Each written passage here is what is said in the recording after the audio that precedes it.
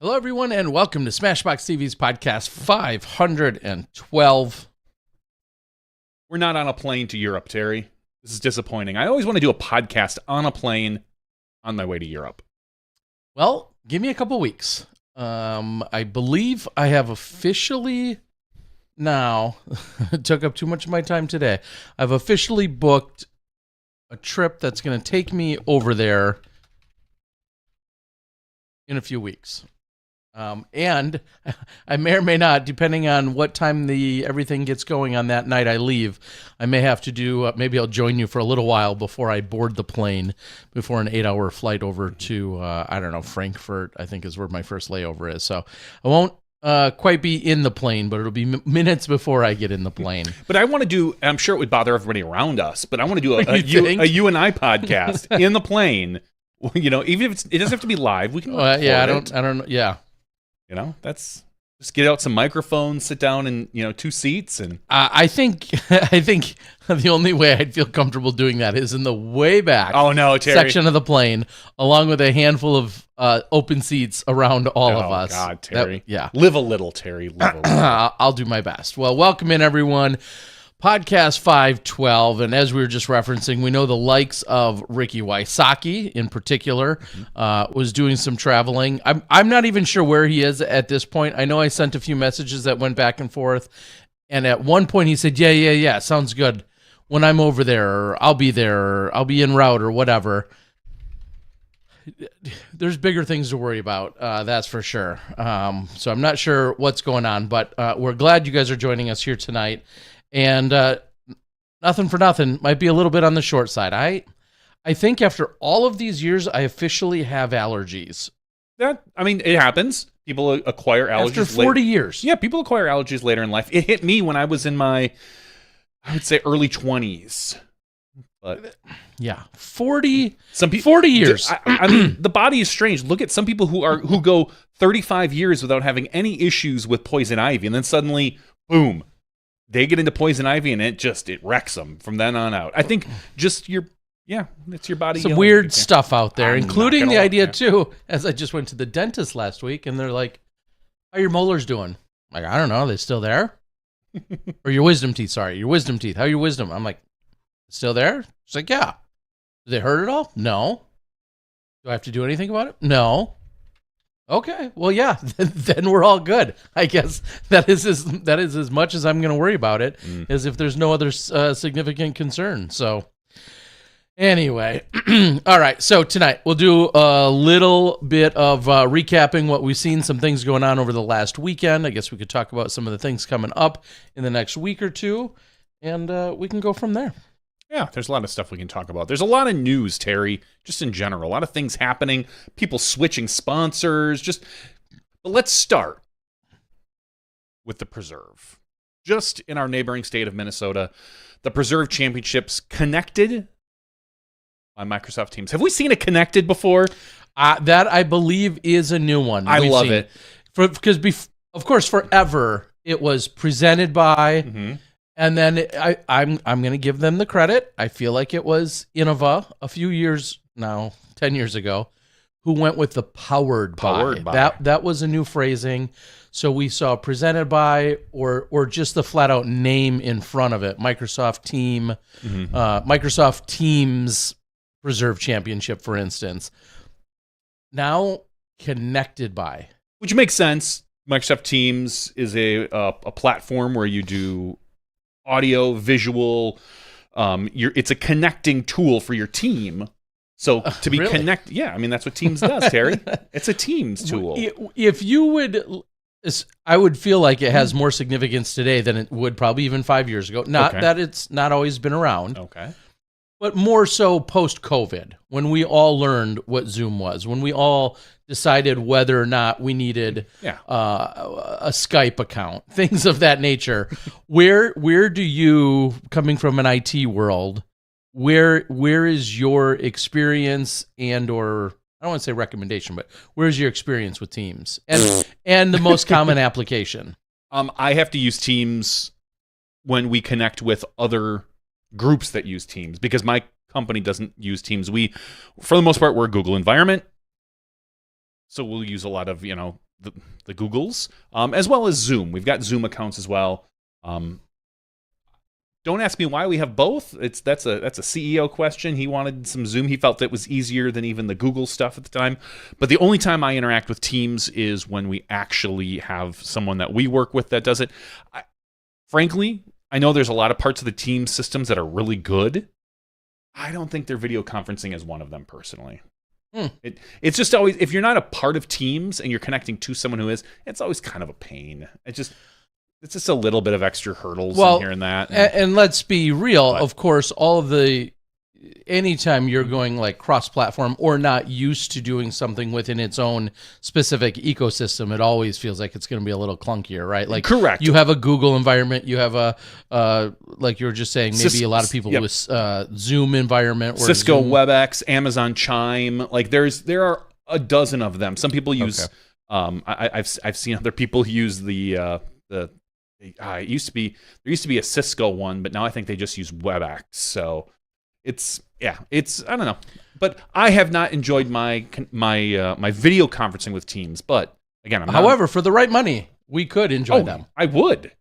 Yes, trust me. I look at some of the Microsoft tools as an IT manager that I'm like, that would be really nice. But because we've been in a Google one well before even Microsoft was offering things like 365, and that back then they just had Exchange, which was Outlook, and I hated that. And way back when, I know it's gotten a lot better, but yeah, for the right money though. Well, and even though I wasn't initially going here, I do feel like at some point, and this is just a sidestep away from players' contracts, I would be curious to know, purely from a nosy perspective, I'd be curious to know what title sponsorships are going for these days. I run an event that's a B tier or a C tier. Title sponsorships clearly not as significant, and clearly the exposure isn't as significant. And I know that there's an ad deck out there somewhere for the Disc Golf Pro Tour. But yet every event at the end of the day has its own decision to make as to taking on a title sponsor. And I'll even rewind a little bit and look at a few weeks ago when I covered the Cascade Challenge. That was Discraft's Cascade Challenge presented by so-and-so, or whatever the case might be, whomever. Or Sun King's Throw Down the Mountain presented by Discraft. So you're kind of getting all the names in there. I'm curious to know these days, because that was asked of me this weekend as well, what is Teams or Microsoft? How much did they really put in? My gut, just a pure gut, feels like $10,000. Like that's the right number to be a title sponsor right now. And maybe it was more than that. Maybe it was less than that because they're a new sponsor. So maybe you give them a discount to get them in the door. I don't know. But to me, like, I feel like as a company, if I give $10,000 in cash, that should be enough almost for a title sponsor at the event. I think that's just per 2024 Disc Golf Pro Tour standards. I think that's on the light side. That might be on the bare minimum side. And think about how we are seeing so many more non-endemic sponsors that are coming along and being part of the Pro Tour. And like you said, there is an excitement almost to getting somebody that is outside of disc golf. They might even be getting a discount at that point. I think of just in a couple of weeks, the True Bank Challenge by, the True Bank Des Moines Challenge. Sorry. Would someone say, hey, we're okay with not being title sponsor? They might be giving a little less for the title sponsorship, but we don't need to sponsor that. And I'd say a Discraft comes to mind when they're like, hey, normally we've done this. Normally we've shelled out X amount. If they give X, minus something, but they want to take it over and we're no longer giving X, that might be one of the solutions that's out there as well that happens. So anyway, it's an interesting conversation, and maybe I should actually do a little bit of reporting or journalism to see if there's any way we could get some round numbers. I know chess.com gave a significant amount of money, and then every event too, you have to weigh their overall exposure. I mean, think about chess.com. Chess.com opened more eyeballs and had more, I don't know if they called that earned advertising or not, but opened up more eyeballs than the True Bank will in Des Moines. And True Bank, and I'm not dismissing them in any way, they're clearly a great local bank, in Des Moines, but outside of Des Moines, maybe it's 20 grand. Yeah. Outside of Des Moines, you're not like, oh man, let me look into this True Bank, whereas chess.com obviously has so much more of a global appeal. Anyway, kind of a random side tangent. I don't feel like I'm owed any of those details, but it would be curious to round up a few of our TDs, and find out in the ballpark of what some of these people are giving to be a title sponsor. Well, if it were 10 grand, they could have just handed it right over to Ricky Wysocki, because Ricky Wysocki took home 10 grand for winning the MPO division this past weekend, shooting 34 under par, besting Kyle Klein by a single stroke. It was an exciting set of rounds, Terry. I watched the MPO, I watched the FPO, just back and forth. I swear, it was like hole 14. I thought Ricky was almost out of it. It was when he was stuck under the tree and he couldn't get up and down. I was like, all right, well, this might be the end for Ricky.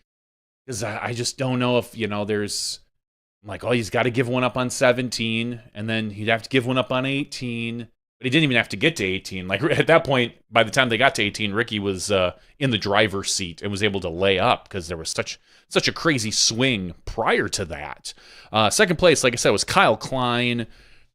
A tie for third between Matty O, a name we haven't talked about much this season, but now that we're getting to this side of the country, Matty O tends to kind of show up, and sunglasses strapped onto his head these days, and Isaac Robinson. And Isaac had a chance to win, just like Kyle did, obviously just like Ricky did. I feel like those were the three guys that were really pushing for that win at the end. And, poor Isaac, what was it, hole 13? 13, he four-putted? Yeah.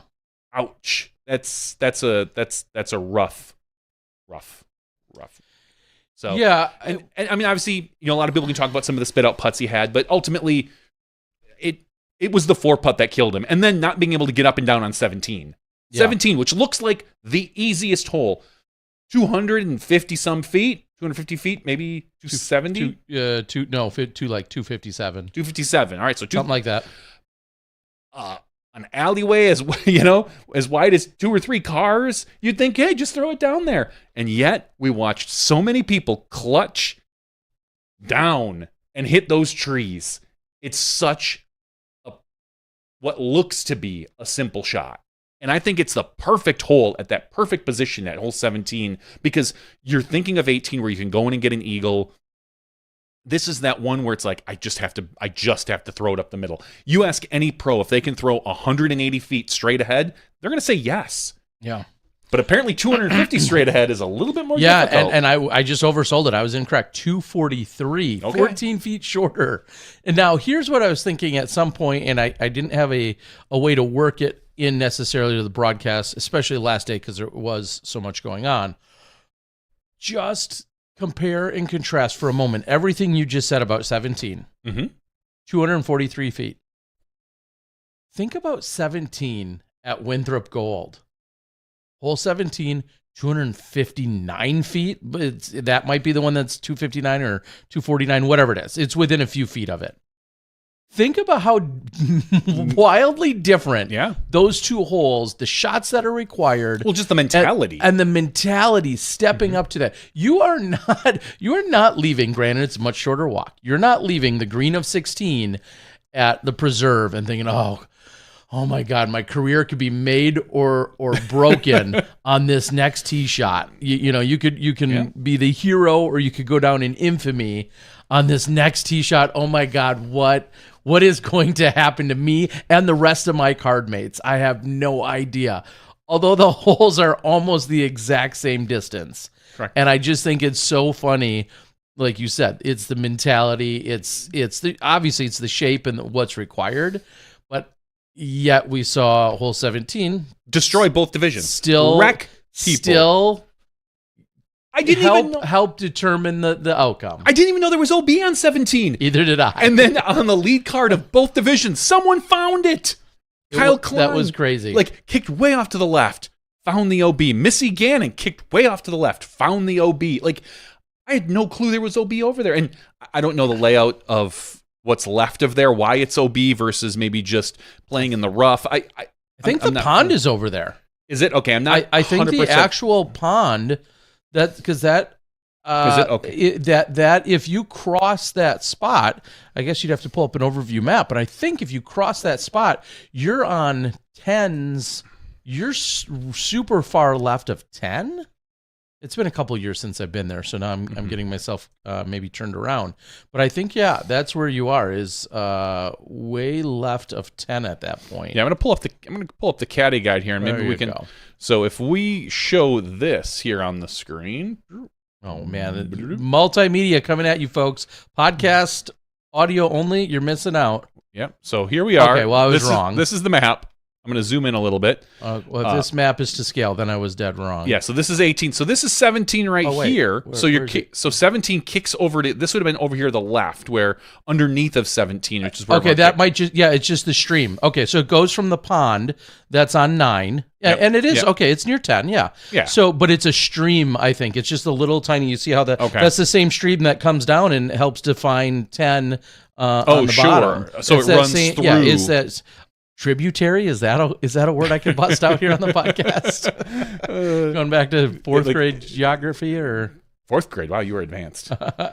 Yeah. So anyway, because a lot of people are like, man, why is that even OB? You should just make them play it from the rough or whatever. And I was like, I'm not going to judge because I don't know what's over there. So for me to say like it's a bad decision, I did not. Yeah, because if it is, the basket itself, that's the same water that they're throwing over on 9. Yeah.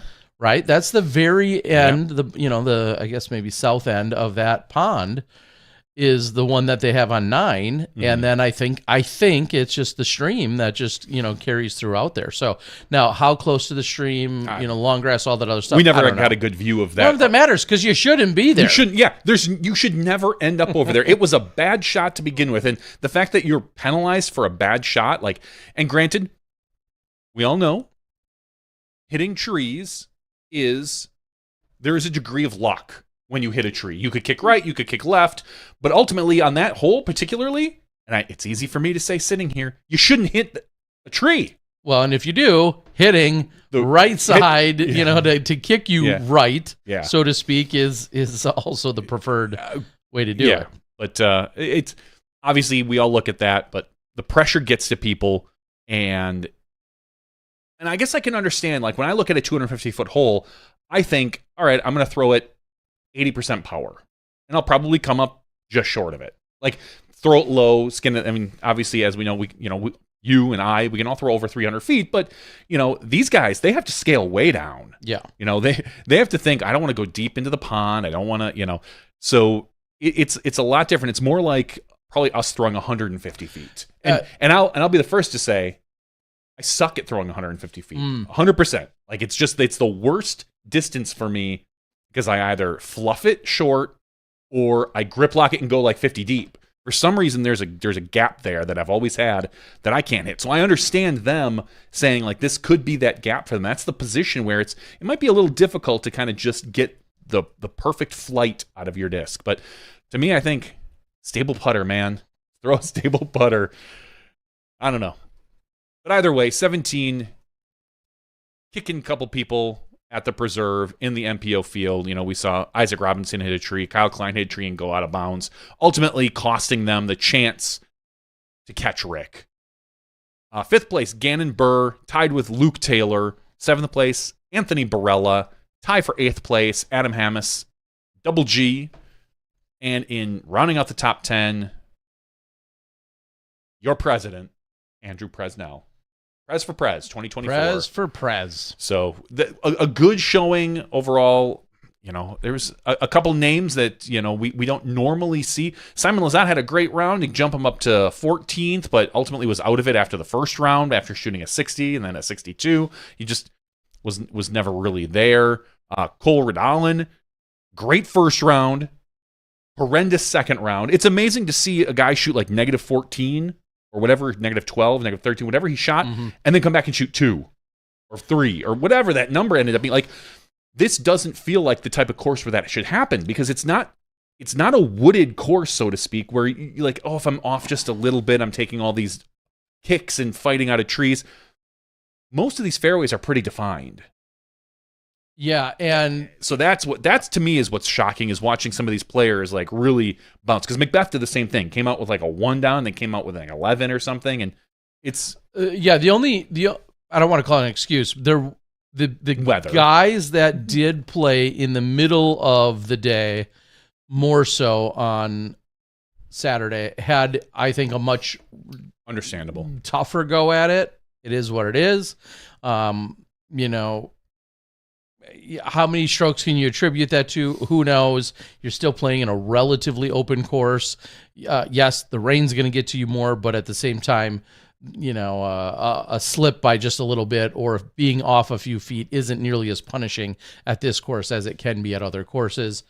Yeah, it was kind of surprising. And then also, as you were just talking about maybe some absence, we did not have Eagle McMahon in the field, and we also did not have Calvin Heimberg in the field.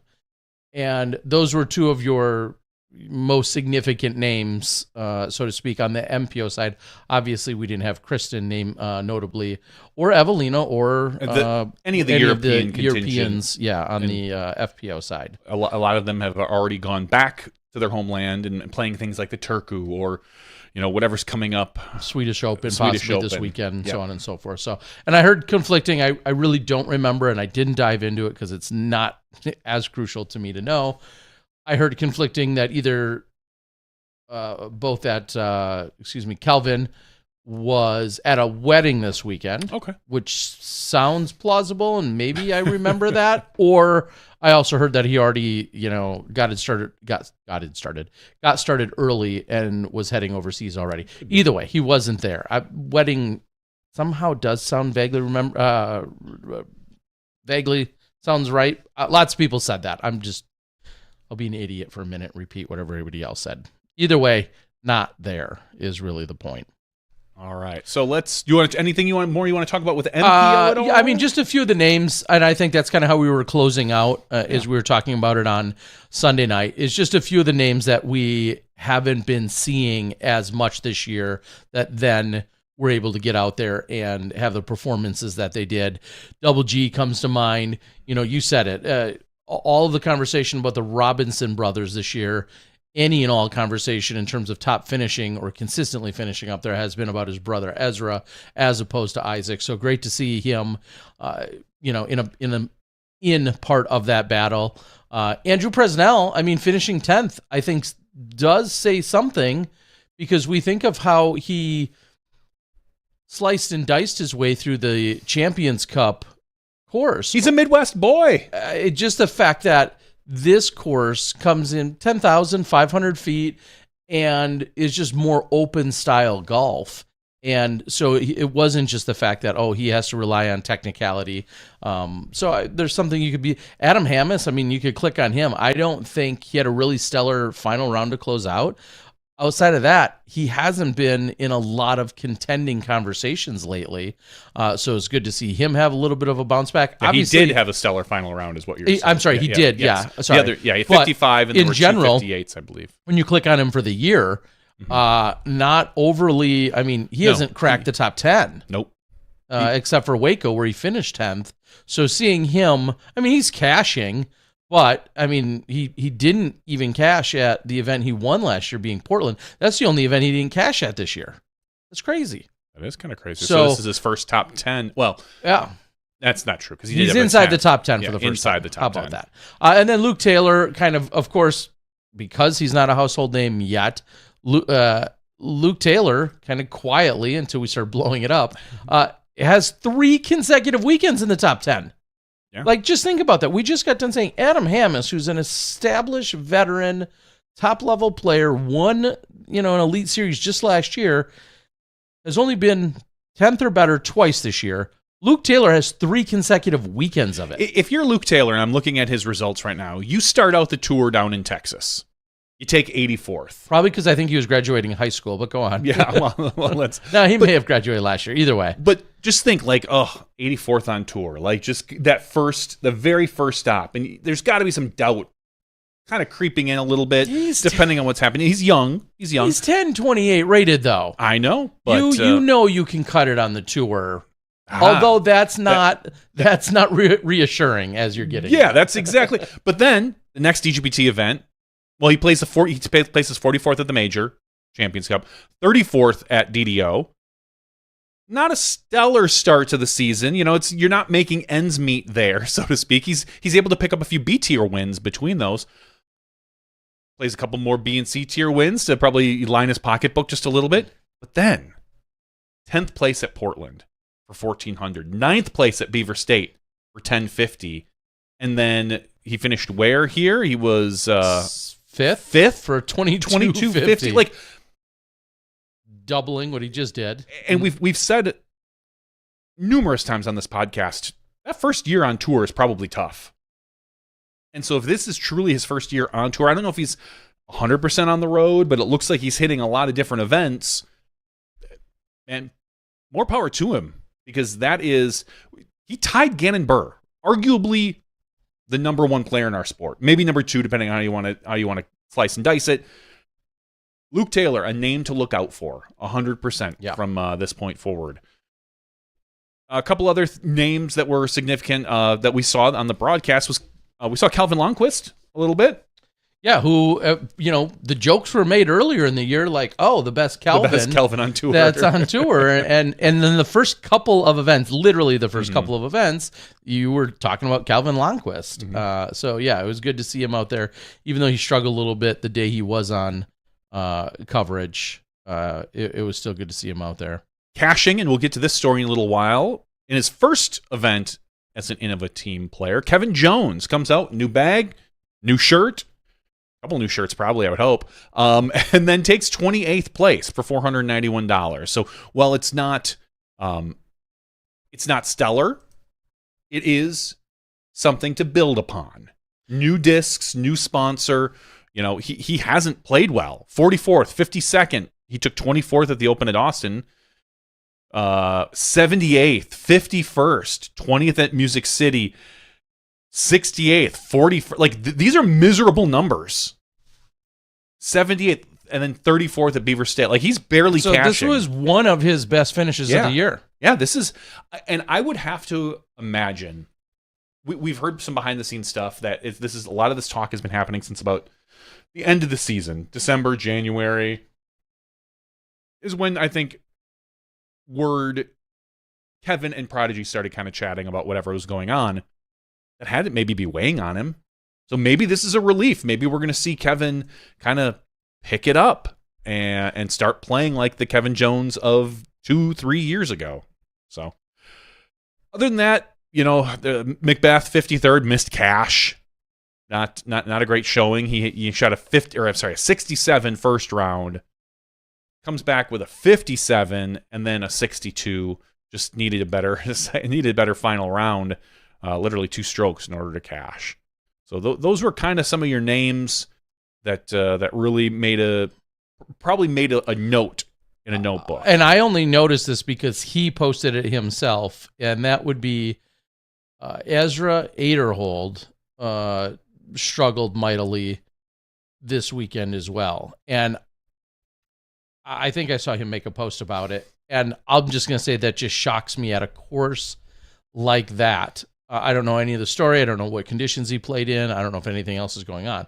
But I feel like if we click on him, I feel like he's been playing some good golf as of late. Yeah, he's had a good season this year. Strung together the last OTB is where he finished 6th. That was, and then, he's got a 2nd at Jonesboro, a 3rd at Texas State. So clearly he's had some hot streaks for this year. To go to a course like that for someone that we know has all the power in the world, I think that's another reason why it just feels so shocking to see him have that kind of a finish where he's shooting, one under, and then over par by a couple. And so that kind of, jumped out at me as well from that. Quick note, just a clarification. Yes. I'll read a few details about Luke Taylor. I was told that we believe it is his first event with his new ride and no parent.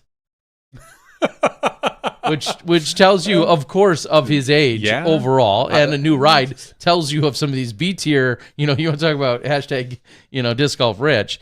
No, but his new ride and without his parent, graduated high school last week. Avid basketball player and member of the choir, possibly. So, really cool. And out of Michigan, so on and so forth, and with this craft. So, pretty cool. And also, I was told, I did not make this personal note, but someone said, hey, take a look at him last year to this year. The guy's beefing up. The guy is hitting the gym and is doing some work out there. And when you're 17, 18, and it's a lot easier to start. Well, it's awesome. It's I wouldn't say it's easier to gain weight. It seems like it's a lot easier to gain weight at our age, but to put on muscle, that's the right time to do the right stuff. To do the right stuff. So, all right, let's talk about FPO. First place, Missy Gannon coming in with $6,500. Second place, Holland Hanley. That was really your battle throughout that final round. Nobody really kind of got to the point where you were thinking like maybe they could take second or first. No, it was for the most part those two. Holland really kind of blew it on the 17th hole. She had a chance to catch Missy. When Missy kicked and went OB, Holland was unable to step up to the tunnel and put it in the middle. Just put it under the basket. She does that. She takes 2 strokes on her. She ended up only taking 1 stroke on her, I believe, on that hole. Yeah. And then it is at that point, then it's more or less a 1-stroke match. So yeah, it would have been, sure. And then at that point, Holland maybe has an advantage with her distance on hole 18. But, shoulda, woulda, coulda. Holland was unable to put the pressure on Missy. Missy was able to walk in hole 18 to win that. In third place, we keep saying her name over and over and over this season, Rebecca Cox. Third place. Congratulations, Rebecca. We need to get her on the podcast. She's had a really good season. I think she was with the Stanger. I saw a what do they call those? A headline? No, not a headline. A title. I think I saw a title that they, as in Staggered Stance, may have had her last night. Oh, so, excellent. If so, go check it out. Maybe I'll go take a look at that. I think I saw that. Fourth place, Maria Oliva. Hello, Maria. Maria has not played well this season. She's kind of known for her ups and downs on the course. She'll come out and shoot a course record and follow it up with, a not so hot round, we'll say. But this one, she was able to keep it together the entire event and take 4th place. This kind of shows her, I believe this shows her potential and her ceiling, maybe not necessarily her ceiling, but her definite potential if she were able to kind of get all things clicking. She is one of those players that has the skills. I think a lot of her problems are just, as they say, between her ears. She needs to make sure to maintain focus on the course and play well because she has the potential. And I think this week we saw quite a bit of it. What I think is wild is, and I still don't have the story, but what I think is wild is how she admitted after round 1, where she played her best golf, she had, or was it round 2, that she, round 1, that she had got to the course late. With seconds to spare. It sounded like she was literally running to the tee in order to get there in time and had 0 warm-ups. She just went out and started playing. And I think that is kind of an interesting story. And maybe to even follow up on that, she said, sometimes when I'm warm-up putting, I'm thinking, am I going to have a good putting day or what's going on? How is this feeling? And you start, even sometimes in your warm-up, you might even be kind of setting a mental tone. And she didn't have time for any of that because she was just like, I'm on the course and I'm throwing. So whatever led to her being late or cutting it close. Now, I don't know if that's an alarm. I don't know if that's just a misjudging of time or oversleep. Who knows what it was. Doesn't really matter. She got there in time. But I found that very interesting that her best round was, in fact, after she self-admitted that she was under the gun and just ran out in the course and just got started. So, needless to say. Again, nice work. She has the skills. Maybe just trying to put less brains behind it. Don't think about it, Maria. All right, 5th place, tie with Owen Scoggins and Luke Lorenzen. 7th place, Ella Hansen. 8th place, Valerie Mondahano. 9th place, Kona star Montgomery. Congratulations, Kona. And 10th place, Lisa Fagis. Now, Kona, is this her second top 10? Oh, she took 7th at the Q Series. So this is her first DGPT top 10 this season. Yeah, maybe even last season. I think 2022. It's her highest finish since 2022. Since I don't know if it was Jonesboro or whatever. We had the graphic on screen at one point, but it's her highest finish at an Elite Series event since 2022. Obviously been dealing with some medical issues and getting all that taken care of and surgeries and everything else. So Kona coming back and having a very consistent weekend too. When you look at the scoring, she shot 1 down, and 2 down to finish in that 9th place spot. So that's great. I'd love to see Kona be able to kind of pick it up. And speaking of picking it up, right there, I'm looking at 13th place. You look at Eliezer Midling, who improved her score by 9 strokes, round 2 to round 3. She shot a 61. Is that's the same as Rebecca? Is that the 66, 70, and then 61. Yes, that is the hot round of the 61 round final round. Yeah, the hot round of that round. Yeah, not the overall. Third day it was the hot round at 61. So you think of someone like her obviously being able to shred a course, just all the distance in the world. And then she ties with Haley King, who you would say the exact same about. Without a doubt, another story to the weekend, Katrina Allen, who is there to defend her title. Amazing. Yeah, comes back.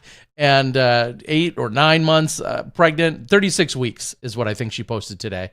36 weeks pregnant, and not only cashing and tying for 16th, beating out the likes of Stacey Ronsley, Paige Pierce, Stacey Kiefer, Raven Klein, Hannah Wynn, Emily Beach, Allie Smith, Deanne Carrot, like Holly Finley. These are and 20 others. A whole bunch of other women, like just a bunch of women down there that an 8-month pregnant woman comes out and beats. Her putting looked good. It sure did. Like I was watching, I was watching and just like, it looks like she's got to reach down a little further than she's used to, but it looked really good. I thought she was rounding a little bit on her drives. Now she knows how I feel. Now she understands how people like us feel when we try to drive. Yeah. No. So congratulations to Katrina Allen, who I know she's registered for Des Moines. She said in the conference she was going to play. Did she say Des Moines too? I think she said she was going to play Des Moines in her. Okay, I wasn't sure. I see she's registered, and I brought it up during the broadcast, even though I watched the press conference, and I didn't remember if she mentioned it or not. I thought that was just a product of pre-registration through the tour. It might be, and so she was just automatically listed. What she did post today, though, was that she was still feeling so good that she may, in fact, play Majestic this weekend. Which is something that she was not otherwise signed up for. So Des Moines might be more of a stretch. I think I don't know that. I'm guessing that was just a result of being signed up already. She did say today, though, she might sign up for the Majestic. So that is the one thing I worry about her in general is just weather. Like you don't want it too hot. I feel like that would be. Or too cold or too wet to slip. I'm not worried about too cold and too wet.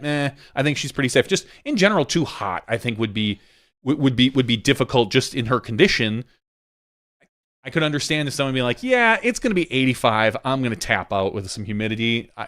I could get behind that. So. Yeah, well, whatever. If there's anyone apparently that can do it, it is definitely her. So yeah, we'll see how that works out for her. Best of luck. Yeah, awesome. Just phenomenal. It was super, super impressive to me. That was kind of your FPO field. I know, like we said, a lot of the FPO now are heading, not a lot, but some of the FPO are heading over to Europe. There isn't a huge U.S. contingent of FPO women going over to Europe. I know that. There's a handful, but a lot of them are staying here. I just don't feel like they probably don't see the value in going over there yet. The money with the size of the fields, it's just probably more difficult than it is for some of the men. But it was a good weekend, Terry. Yeah, I look at Missy Gannon, for example, she is at Truebank in 2 weeks, which is a surprise to no one, knowing that's where she got her first Elite Series win, and obviously has performed very well there just in general. She's playing in that. She is not signed up to play in Norway at the Krokel the weekend after, but she is signed up for then the European Open and then the European Disc Golf Festival in Estonia. So she's back-to-back on those. Yeah, the Krokel only has 4 U.S. women. That's Ratana, Paige Pierce, Stacey Ronsley, and Ella Hansen. Interesting. I think that this European swing, it's just go to your MPO representation. Quite a few. Yeah, okay. Quite a few, like a lot. Yeah, plenty of names. Huh. I think it's just one of those things where I think I read that there were only 5 registered at the European Open. 5 FPO? FPO, yeah, U.S. FPO women. Okay. Well, click on it. I could click on Paige Pierce here and look at her upcoming events. No, there's some qualification / whatever. I mean, that's not just a sign up for anybody and everybody. Oh, it looks like they've gained one more. It's Kat Murch, Sophia Deneke, Paige Pierce, Sarah Hokum, Missy Gannon, and Ella Hansen. I think Sophia is a new... Yeah, and she's from Canada. So there's still only 5 U.S. players, but I would count Canada. Canada's North America, close so enough. We're good. You know, we'll just claim them all. We're gonna claim them all. Like but yeah, that. I mean that is it's a little light. It's a little light. Yeah, not gonna lie. I mean, I would love to see the likes of Missy, Owen, Rebecca Cox right now. The way she's playing. Well, Missy is signed up. Or yeah, well, and just in general, Holland Hanley. Just those are top performing women that have a chance to win, and any given weekend, as they say. But I don't know. It's unfortunate that we're not seeing more. But I understand. I'm not going to judge anybody for not going. It's just it is what it is these days. Wow. Interestingly enough, I was going to say every one of those international women I do know as well. That either have covered or we've talked about or whatever. I mean, and point being, not quite household names necessarily, but people that are touring and playing more frequently at these big events. So we're to the point where literally you could recognize the name of every single one of the women in the entire tournament. One of which, as you're just clicking on, Silva Saarinen. I didn't get to see the coverage because we were working ours and it was all going on overseas, but picking up her 4th or 5th win in a row. It's relatively awesome. She beats Sonia Lane, right? Line again, just like Heidi. Assume it's pronounced the same. By 3 strokes over there. Yeah. I am not going to go through the other names because I would just slaughter them. I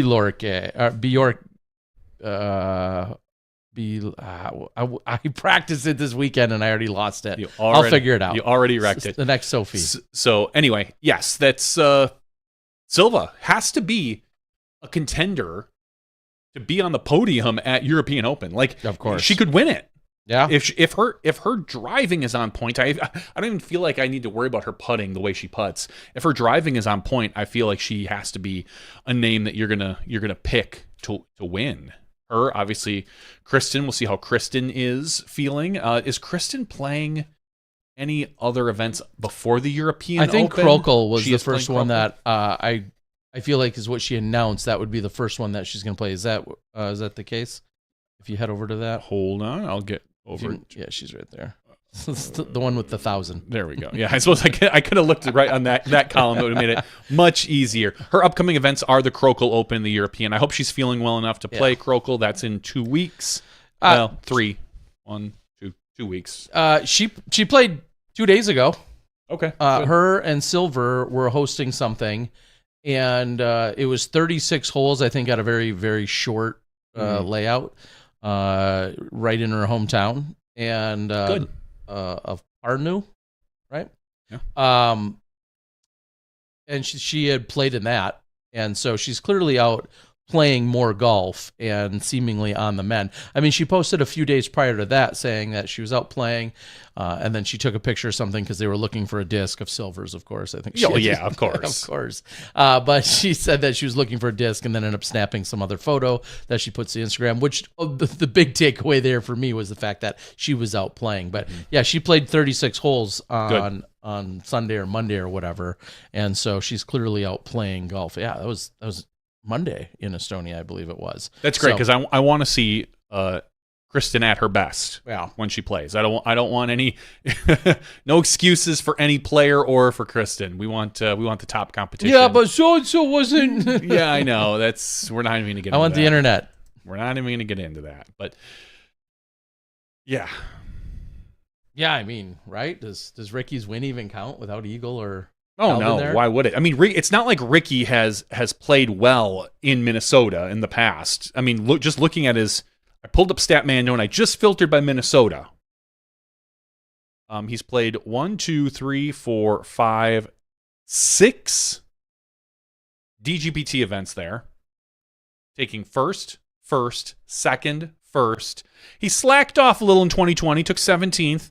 And first at the Majestic, which was the first year of the Pro Tour. And you may remember that if you're listening as one of the original big putts that we ever got to show live on the broadcast, with him putting it over onto the kind of the island. Even though it wasn't an island, but it was a big island looking. No, it's an island. Was it an island green? Yeah, 18's an island. Is it? Okay. So yeah, so putting from over there, and the epic playoff with Nate Sexton. It went like 107 holes or something is what I remember. Yeah. I think that's what it was. Yeah, 107, I believe, is that count. I was going to say 106, but I think it was 107. If you recall it more correctly. I think I recall it more correctly. Yeah, so those, that as the weekend, maybe the words that Nate Sexton regrets the most in his life, calling the Majestic a little soft. Yeah. But that was the year. And so Ricky has had a phenomenal history in the great state of Minnesota. Mm-hmm. And he took second at the Majestic in 2014 as well, just in case. It wasn't a DGPT event, it was anything, but, not too bad. Yeah. Click on that. Who was 2014? That was the same year that... Who do you think won? Kale?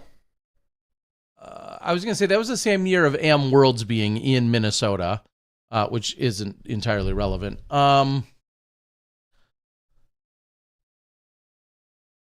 Yeah, I mean, Kale, I would say either Kale or I'll go silly and say it could be Geisinger or Dave Felberg.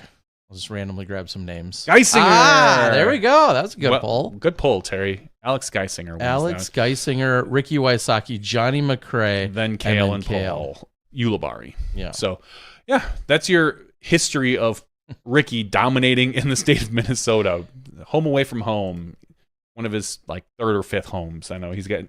That's true. The guy claims home, I think, in half the states in our country. Yeah, I mean, you think of his Ohio upbringing, and then obviously being in Indian Trail, North Carolina, or Fort Mill, North Carolina, for quite a few years, and now being out of Arizona. So yeah, he gets wherever he wants to go. That's right. Good old Rick. All right. Other news that we saw this week, partially kind of related to the broadcast. Terry, you had a chance to break a little news, and we talked about it a little bit earlier, with something that I don't think we've ever seen done. A sponsorship Not to this level. announcement live on the Disc Golf Pro Tour, announcing Kevin Jones leaving, or the announcement, joining Innova after he had left Prodigy, or him and Prodigy had separated. And then a few days later, we hear that Vino as well has separated from Prodigy.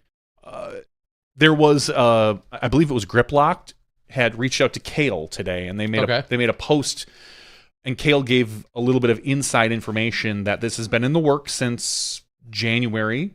Okay. Prodigy did not want to.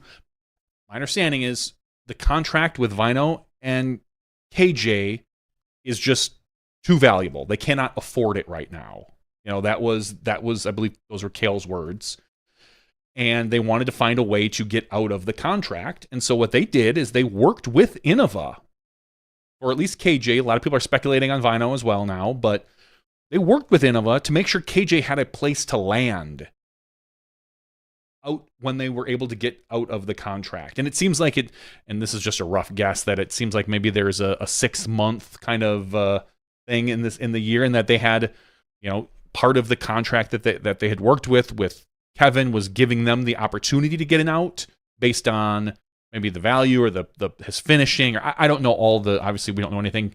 My understanding is, as we said, I think last week, Kevin has some sort of NDA.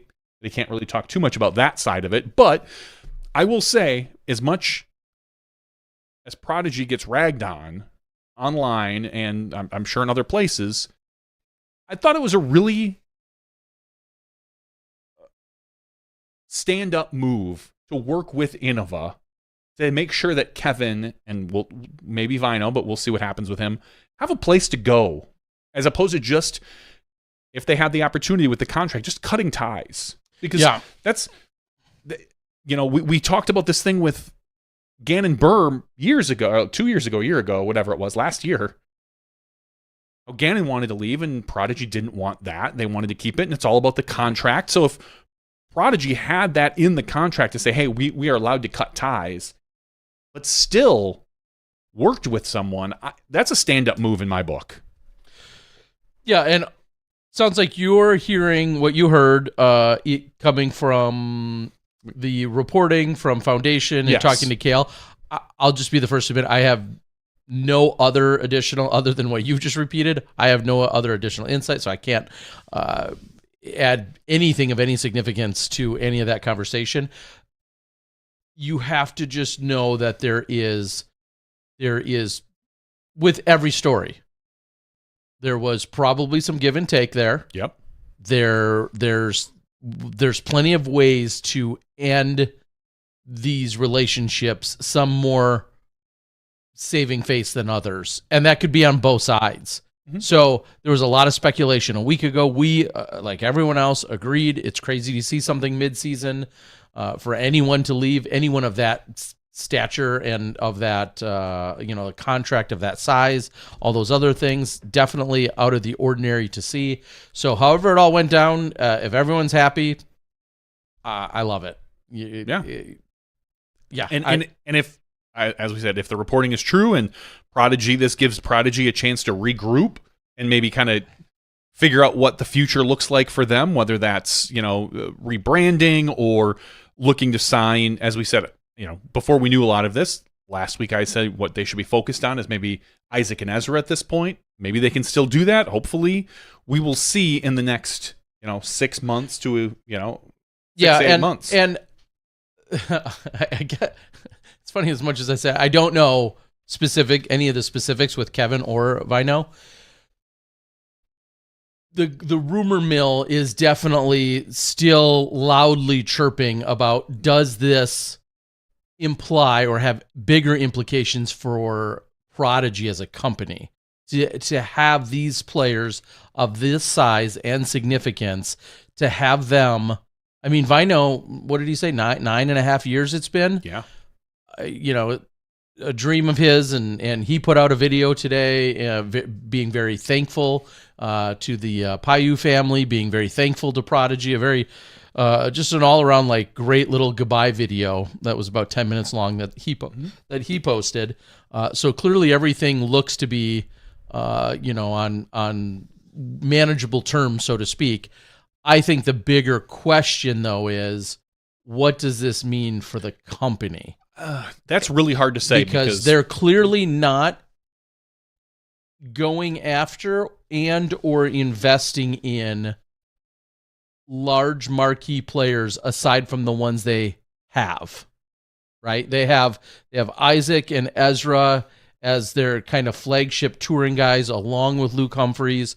Kale obviously isn't on the tour 24/7, although he's one of the greatest of all time in our sport.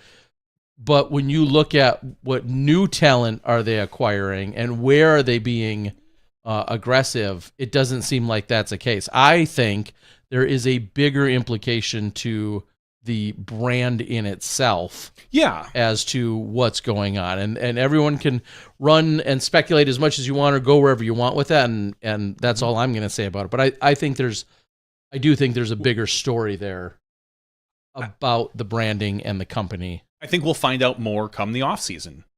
Because if they turn around and re-sign both brothers or one of the brothers or one of the Robinsons or whatever that is, then we'll know. Maybe these two contracts were just too much for them. And this will help free up some capital. I mean, none of us know. None of us are behind the scenes at Prodigy right now. But I think... Yeah. Well, let's pose a question that Ed just said on the board. Reading Ed specifically, he says both Robinson brothers most likely leaving as well. Question is when. Let's just play pretend, and you're just saying that, Ed, because you know no. I'm guessing you don't know any more legitimate insight other than that's your guess or your speculation, which is totally fine. Let's just play pretend though and say that's 100% right. Let's say that they're with the company, they're with Prodigy. There's no mid-season announcement here. They're with the company till we'll call it December 1st, even though there's usually December 31st, whatever. And then as of December 31st or whenever, they make announcements. Ezra and Isaac say, "Hey, thanks, we're no longer with." And then there's no new announcements come January 1st. What does that tell you? I mean, it would clearly tell me that the brand is hurting, that the money is, the pandemic money has run out, that they are looking at maybe changing strategies. Sure. Because we saw Prodigy way back when they came out with God, we're so old, when they came out with the Big Bang and had all the big players. A lot of those players left. They were kind of on the down. But then somehow picked up like this awesome stable of young players. You had Isaac and Alden and Gannon and like people that Gavin and Gavin, yeah, like just to name a few. Just like suddenly that's what it is. And maybe that's, if I'm Prodigy and I'm looking at this and my plan is to stay in business, not sell, whomever, not be acquired, not whatever. If the plan is to stay in business, maybe that's what I look at. I start looking at these younger players. Someone like, we'll start his name, like Luke Taylor. That style. Like someone who's in the mid 10-20s or 10-20 and try to sign them for 2 to 3 years. And maybe for a while you're a launch platform. You're a place where players can get an okay deal, get on the road, and maybe you can rebuild your brand. Maybe you can rehabilitate whatever name that some people don't. As we know, Discraft was kind of on the down and outs until Paul showed up, and they obviously had supporters and whatnot. But when it came to the tour and it came to the professional scene, Doss was stepping away. Johansson was kind of non-existent as a traveling pro. He still is. He was a very good regional pro. They didn't have a lot of options. And then suddenly Paul shows up. And now they've got arguably one of the thickest stables of pros out there. So if Prodigy can find a way to turn it around, I think they maybe need to start with the young guys. If they can't afford a big contract, maybe that's the route they go. Again, we will know more come. If something weird happens and Isaac or Ezra part with Prodigy before the end of the year, I think that's really bad news. But if we get to the end of the year and they either stay, that's great news. If they leave, I don't necessarily think it's horrible news. I do think that maybe Prodigy needs I don't want to say a rebranding, but they need to do something for their outlook, because right now it's not looking good for them. Whether it's people looking at the way their baskets are, that's a huge conversation point right now. I didn't hear anything about that. You didn't, Terry? If it's the way last year, the way the thing between them and Gannon, regardless of whose side you were on, it just didn't look great for them. A lot of times, even if they were 100% in the right, when you're the big company, it always looks. Yeah, the court of public opinion. The court of public, agree. And then now with these players leaving, I just, they've had issues with Paige Pierce in the past. It's just they could go for a nice shine on them. So I I think we'll find out more again, like I said, in 6 months. Within the next 6 months, I think we'll have a better general idea. Nonetheless, certainly a big topic of conversation through the vinyl follow-up today was really, I think, I don't want to say the nail in the coffin, but it was the, like, oh, okay, yeah, Kev, it wasn't just Kevin. It wasn't just Kevin's scenario. It wasn't just his situation. It wasn't just his year. It wasn't just his contract. Clearly, there's more to it than just this one player in this one instance. And to me, I think that's what screams that there's something bigger going on. And then real quick, what I'll say, if you might want to listen closely. If you think that in any way I spoiled the Kevin Jones announcement or news, or think that somehow I had some insider info that I inadvertently or egotistically blurted out during the broadcast, I'm not going to say you're effing dumb. You're just very uninformed. And it didn't take long after the Kevin Jones conversation that took place on Friday, him teeing off, and then a matter of minutes later, I don't know if it was 10 or 15 or 30 minutes later, we saw him putting. Well, it must have been much later because we saw him putting out.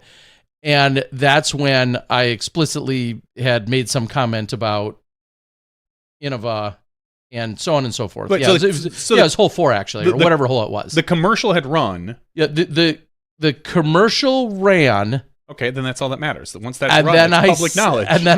And that was the entire effing point. A-holes, okay? Like, it's funny because I haven't, and granted, I'm not looking out there. You're not looking, and you don't get tagged. You don't get tagged in my stupid in post related to me. But someone, more than one person, had assumed or taken it upon themselves to think that I somehow was intentionally, egregiously, egotistically, whatever, spilling the beans and or breaking the news for some personal gain, when in fact it was all scripted the night before. So like people are like, oh, the comment was something like, oh, that's just something Terry would do, or something stupid along those lines. Like, that sounds like so Terry, because I made a mention of it because we talked about it on the show. Yeah, that's people are dumb. You have to realize that. Like, it's mind-numbing to me how you have to get over how uninformed or not intelligent. I want to be as semi-polite as possible, but it's just mind-numbing to me. It was 100%. It was planned. It was so exactly how it went down. It's funny. It was planned because that morning you texted me and was like, "Hey, we get to break some news on the broadcast." Yeah, about Kevin Jones, and you said it. And then Johnny ran out and logged into all my accounts and then posted it. No, I made mention of it on the broadcast. Yeah, after a commercial was run, and I just I don't know. People are just dumb, Terry. You have to realize that. I didn't even spill the beans to anyone on the course. I saw it and I was like, because honestly, when you sent me that text, I didn't even tell you what it was though. Right? I think I literally said there's some news. Yeah, you said, by the way, I'm announcing on the show that KJ is with Innova. Oh, okay. Well, you said, well, kind of, because actually the commercial was announcing it. The commercial was announcing it. And then after the commercial, we stamped it, solidified it. You want to know what's funny? When you said, I'm announcing on the show, I thought you meant our fucking show. Yeah, no. Like, I was like, oh, that's awesome. I'm like, that. I even put, my response was nice. That's it. That's all I said. Because all I thought was like, well, that's awesome that he's going to come on our show and make an announcement. Like, that's a great get. And then when I, literally that Saturday, I was playing a tournament, and in between rounds, I started looking, and I was like, oh, it was announced on the show, the broadcast show. I was like, oh, okay, cool. Now, the one thing that I don't know, I'll admit this, is Well, there's a little bit of a backstory in the fact that every time we go to commercial on the broadcast, like the round, whatever, the coverage goes to commercial, the commercials are muted to us in the booth. This has not been new. This has been going on for years this way. They're completely muted. Quite frankly, we don't need to hear the commercials while we're sitting there in the booth, because that's actually when we sometimes talk to production and or take a 2-second break to talk to each other off air, so to speak. So the only thing that I think may not have gone as smoothly as planned, which is not my fault, is I feel like we cut to the commercial where Kevin says whatever he says in the end of a commercial, but somebody said there wasn't volume on it. That's what I had heard, that there was an issue with the volume. What you didn't hear, actually. Right. I heard from someone that there was an issue with the volume. Yeah. And that good thing had said, like, there was some subtitles or the words like Innova was on there. So anyway, I just wanted to make that clarification. There was no me scooping anyone. This was talked about on Thursday night's production meeting, saying there's a thing from Innova. Kevin's not going to let everyone know when he tees off, he's going to be wearing that coat, so on and so forth. There was a reason he was wearing the coat, because he didn't want to show up to hole 1 and have it be obvious the disc he was throwing, and then have it be obvious. So once it got announced on the broadcast, it was a few minutes later when he took off the coat during the actual round, and he was already wearing an Innova shirt at that point. All of that was planned. Yeah. Okay. It's just people don't understand, Terry. People don't understand. Anyway, that was the news that we saw from Kevin. That's kind of the big news. There's not a lot of other, I would say, PDGA news. I know that they're closing up the open conversation, the open suggestions for a lot of the projected 2025 rule changes. So if you're interested in that, please, by all means, go ahead. 2 days ago, PDGA has a Get Informed thing about the full 2024 PDGA election information. And I can read that, just some of it. So it just says the PDGA election season is here. The annual PDGA elections take place this time of year, month of July, where members vote for the PDGA Global Board of Directors. Full information on the elections. Get to know the 7 candidates.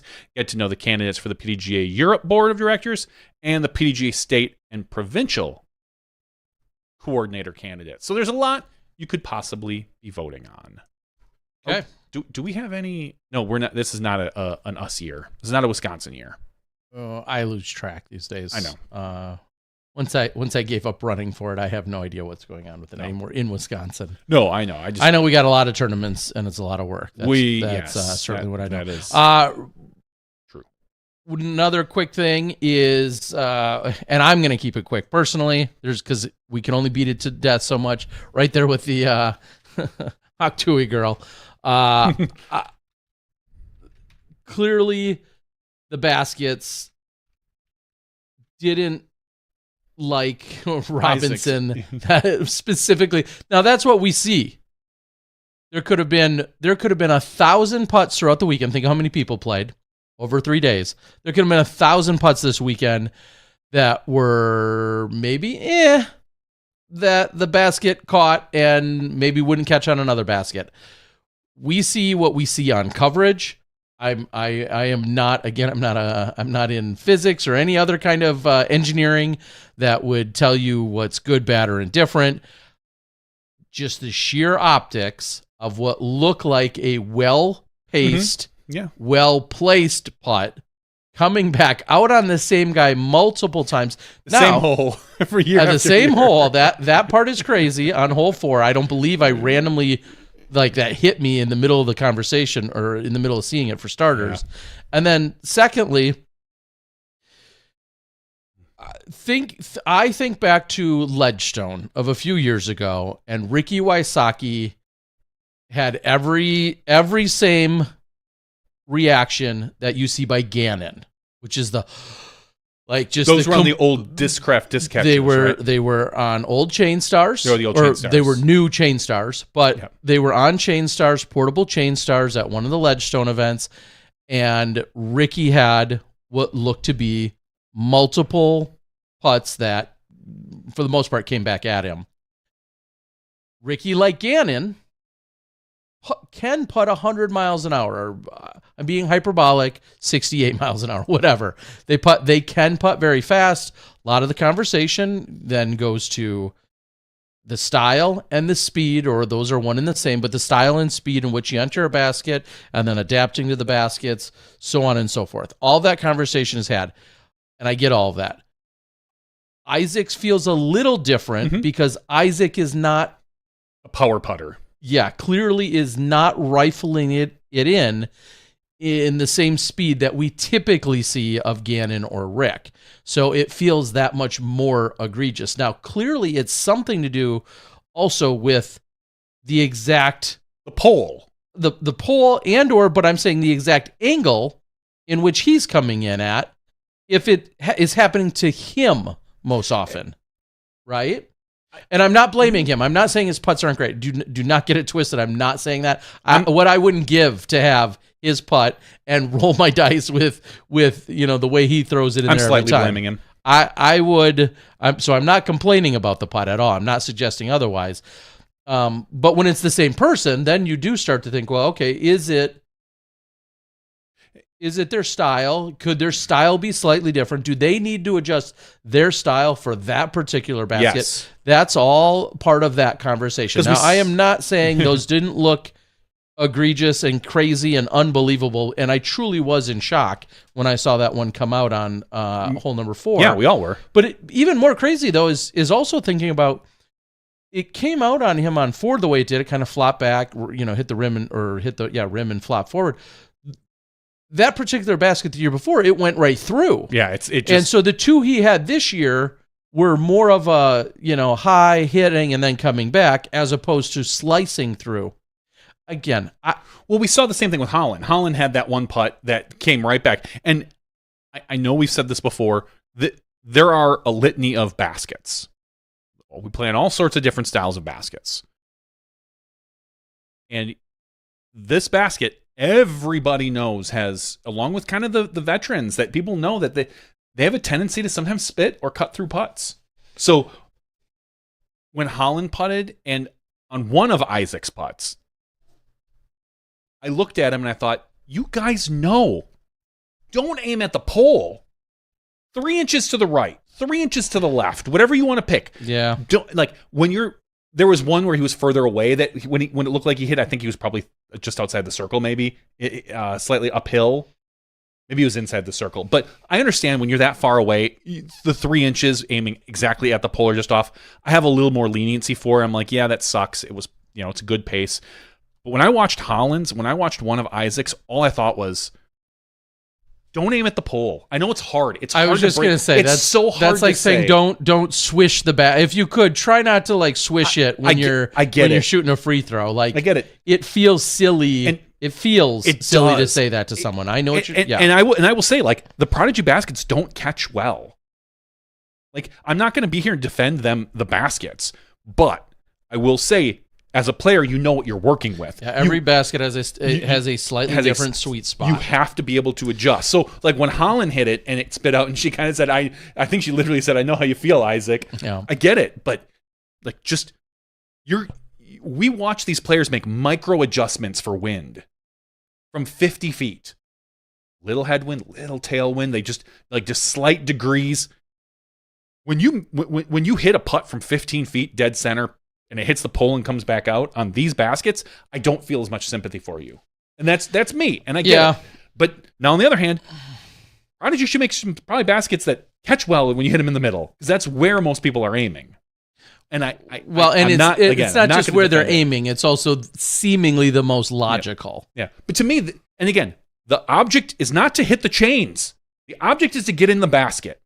So if I'm shooting hoops, and I'm dead center with the thing, and I hit the backboard right in the center, right in the square, and it goes in, great. If I'm 30 degrees off, I hit dead center in the square and it doesn't go in. Can I complain? Like, no, I hit the square in the backboard. How come it didn't go in?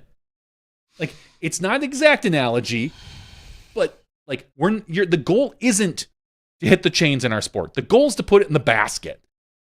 And we do so by hitting the chains and falling in the basket. That is ideal. But man, you can't always, as we know, you can't count on that 100% of the time. The Prodigy needs to make better baskets. Players need to understand if we do continue to play on these baskets, and you're looking at those easy putts, if you have the opportunity to make that adjustment, make that adjustment. Do not hit these things in the pole. They will to you, like, you know, it's just going to happen. And if you want to take that risk, if you want to sit there and say, no, I need to aim at the center because that's my routine, that's what I do, you take that risk in your own hands. That's all I'm saying. Here's what I'll say, and this is kind of a direct response to Carney, who just posted it, and to the million other people who have posted this.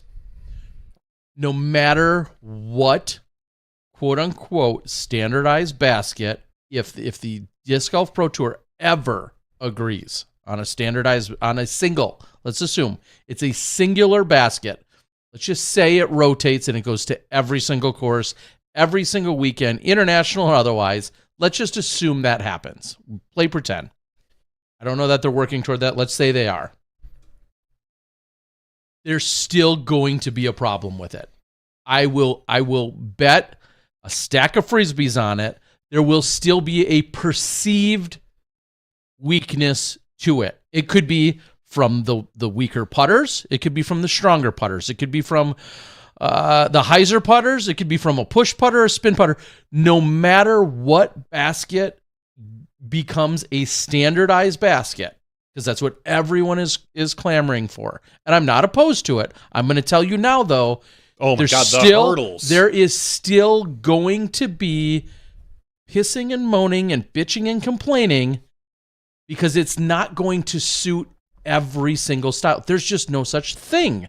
Correct. I played on mock. It's not going. It could not like a certain. The chains are going to be of a certain thickness or coating or not. I was going to say because it's, you know, well, I putt with softer putters. I putt with stiffer putters. I putt like it doesn't catch those. Because we have so many other variables from the individuals that are throwing the various Frisbees, whatever, and Frisbees.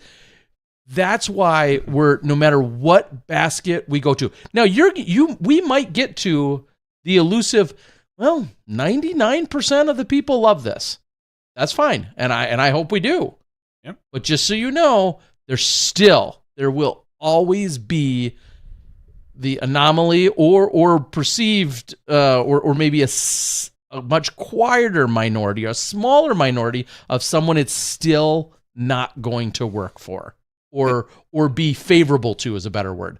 It's not going to be favorable to. Because, like I said, think about all the different styles of putting we have and all the different speeds along with all the different angles. You just cannot make a basket that appeases everyone. No, it's not possible. It just, now, like someone and said I'm not saying board, we can't make improvements on baskets we have now, obviously. Yep. Sure. Again, I'm not an engineer, so I'm not about to make any recommendations, but no matter what gets made, no matter what gets standardized, people are going to complain. And now, let's discuss the hurdles of a standardized basket.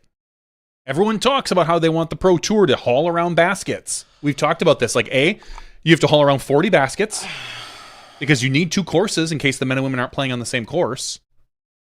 Ledgestone. Okay. You have issues with manufacturers. You go to Maple Hill.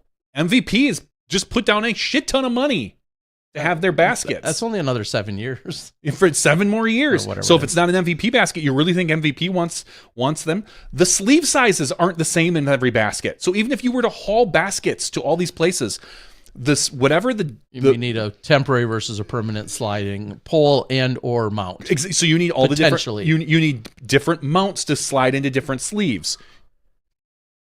Do you think a manufacturer, let's just say they get some hurdle that says, all right, we're going to bring these standardized baskets. We'll stick your sticker on them for this event.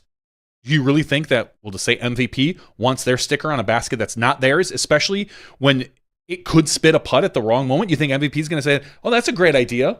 Now we're getting blamed for this because it was broadcast that an MVP, a basket with MVP stickers. Let's stop that for a second, though, quick, and just assume let's just assume they take it all on themselves and call it's the Disc Golf Pro Tour Championship basket. Sure. And it's who knows where it's made.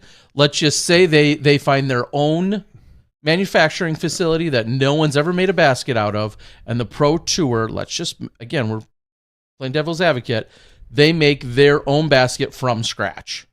And then those are the baskets that go from event to event. Yeah, but that's how I see it, and that could happen. Because somebody could be talking about standardized baskets and or specs. Let's just assume if they're going to go that far, why have 6 different manufacturers make essentially the same thing? Yeah. Just get it made yourself, and maybe even exclusively sell it and market it as well, and say, hey, you want to put on the basket that the Pro Tour uses? You buy the Disc Golf Pro Tour Pro, X Pro, Super Pro, whatever they call basket it. Elite. Yeah, because a lot of people think that if you bring one of these temporary baskets, that maybe the presenting manufacturer would have their name on it. But maybe not. Maybe you don't. Maybe that's not a spot for the. At some point, for a sponsorship. I'm thinking if you want to alleviate any kind of perceived favoritism and or anything else, it is the official Pro Tour basket, and not made by Latitude, not made by Dynamic or DGA or Discraft. It is just the Pro Tour Pro basket. Yeah, and you brand it and market it as such. And then you have the issue with... But like you just said, though, carrying 40 of them around. And again, that's not unreal, but you got to figure that's like $200,000 a year. You're talking about people, vehicle, baskets that will probably need to be replaced because you're dragging them all around the country. They're going to get beat up. And then you have to think about Europe, which is part of the Pro Tour. There's no way you're getting baskets from here to Europe, so you need to have a whole nother set there. Yeah, a set goes there, and then they go to the 5 events. That's not that crazy, but yeah. 5 events now. Sure. Where we're talking about expanding. I'm just saying there are hurdles, none that can't be overcome with the right amount of money. But there are hurdles, and I think the biggest one is the manufacturers right now, because I don't think, like you said, MVP wants us pulling their baskets out of Maple Hill. I don't know if Discraft wants you pulling their baskets. Do you think a deal breaker? Do you think Innova's going to want you to pull their baskets out of USDGC, even if it's not a Pro Tour event? You think people are going to be like, well, why are we playing on these Innova baskets at USDGC? It's a PDGA major. It should be part of the default basket that these players play on 20 events out of the year. Like, you're going to hear all of that. I know. And I'm not saying it's right, it's wrong. I don't care. It doesn't matter to me. I think it's funny when people get their putts spit out. I laugh at you. No, I'm just kidding. I don't care, though. But I'm just saying, it's not as easy as people think, just haul around baskets. There are so many more things you need to think about. And there are things I probably haven't even thought about. Well, I was just going to say, one way to get ahead of that is every event that's going to host an event has those baskets, and it's per the requirement that they have the official Pro Tour basket. So they have just a whole set of baskets. They have the basket, and those are in the ground 30 days prior to the event or whatever. Make up a time, 2 weeks, 6 months, whatever, 1 year, whatever. I don't care. But those baskets are there. That's quite an investment for someone who let's just say it's another 10 grand. I mean, we were just talking about it earlier is, the cost of putting on a Pro Tour event is significant. And I'm now saying, hey, budget another 10 grand because you're going to need a new set of baskets, and let's just play pretend. And now you have to find a place to put these baskets for 11 months of the year, or they're left in. But if they're left in, there's a chance they're going to get beat up and used, and so every 2 years you have to replace them. Yeah, it's tough, especially the DGPT basket buyback program. And then you're relying on the fact that, the buyback, or you sell them to the next event, you sell them to another event if you're not on the tour anymore, because you have to rely on the fact that you're going to, hopefully that investment will pay off and you can, deduct it for years to come if you're on the tour for 5 years. But part of the cool thing about the Preserve is when someone, like, I was joking that clearly Isaac Robinson's favorite player is not going to be Paul Molitor. Because that's the basket that spin him out twice. Exactly. I mean, Paul Molitor caught everything. That's why he was a Gold Glove winning second baseman. I know, but not Isaac Robinson. Paul Molitor did not catch Isaac Robinson's putts. No. I think part of the preserve is really cool, seeing all the different names on the sponsors. But if that has to go away and that's just an event, and that goes hand in hand with what you were just saying about potentially a sponsor, a sponsor. Now, maybe the solution there is the wraps, and those are clearly have been around for years, and they're not going to go anywhere. In fact, that's why Innova. Few people maybe realize or knew this, that Innova, when they created that band on the top of the basket, which when it first came out 20 years ago, was different and therefore often hated. All right, that big enormous band. If you grew up in a place like the Midwest or anywhere, mock baskets, DGA's baskets were almost the exclusive basket for decades, as they were in Wisconsin. Mid to late 90s, the Innova baskets come along, and there's these big, ginormous yellow bands. Innova's idea, as I've been told, in having those big bands was that people would use that as advertising space, is that you could then sell the sponsorship. That's why you would have the band. Obviously, they were then that much more visible as well, because we're talking about largely gray galvanized baskets that are out in most of these courses. So visibility was a challenge at some courses, although some other courses love that they're a little more muted, so to speak, and they blend into the woods. Depends on where you go. But that big band on the Innova baskets, from what I was always told back in the 90s, was for people to utilize that for branding and advertising. And we've seen the USDGC specifically, and other events obviously since then, whether it's magnetic or whether it's some kind of semi-temporary wrap, which is a pain, but some kind of temporary wrap that then gets put on a basket for a weekend, and that might be what solves your consideration. Oh, of course. But like you're saying, you don't necessarily want to have the DGPT basket that is officially DGPT and the only ones that are selling it, and then have latitude wrapped around it, for instance, if that basket... There's all I'm going to say anymore. There's a lot of hurdles. Yeah. It's not an easy. It's funny because, and I'm glad we didn't harp on this. The actual moment of it spitting out, and it was a bigger basket conversation. But those are some of the things that you can think about when you talk about the standardized baskets. I'm not opposed to the idea. I'm just to be very clear. It would be awesome. Just realize, like Shawnee's saying as well, there's plenty of hurdles and other considerations. Because if we just come out with specs and then let everyone go make those, then it feels kind of pointless, because they're in theory making identical baskets at that point. So then if we spec it out for the manufacturer, what's the point then of having your own type of basket? Like, just I don't know. Yeah. So anyway, it's like buying a different kind of basketball. Some of them are a little softer. Some of them have a little more grip.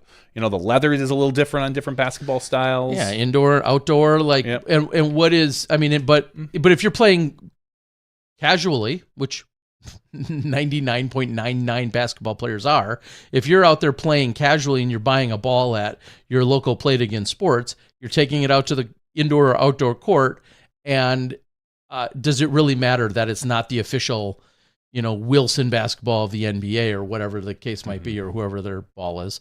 Does that really matter? No. Is it going to matter to you? No. Is it still good and going to do the job? Yeah. Well, that's how I'd feel about most of the baskets. So I guess we'll see how it all unfolds.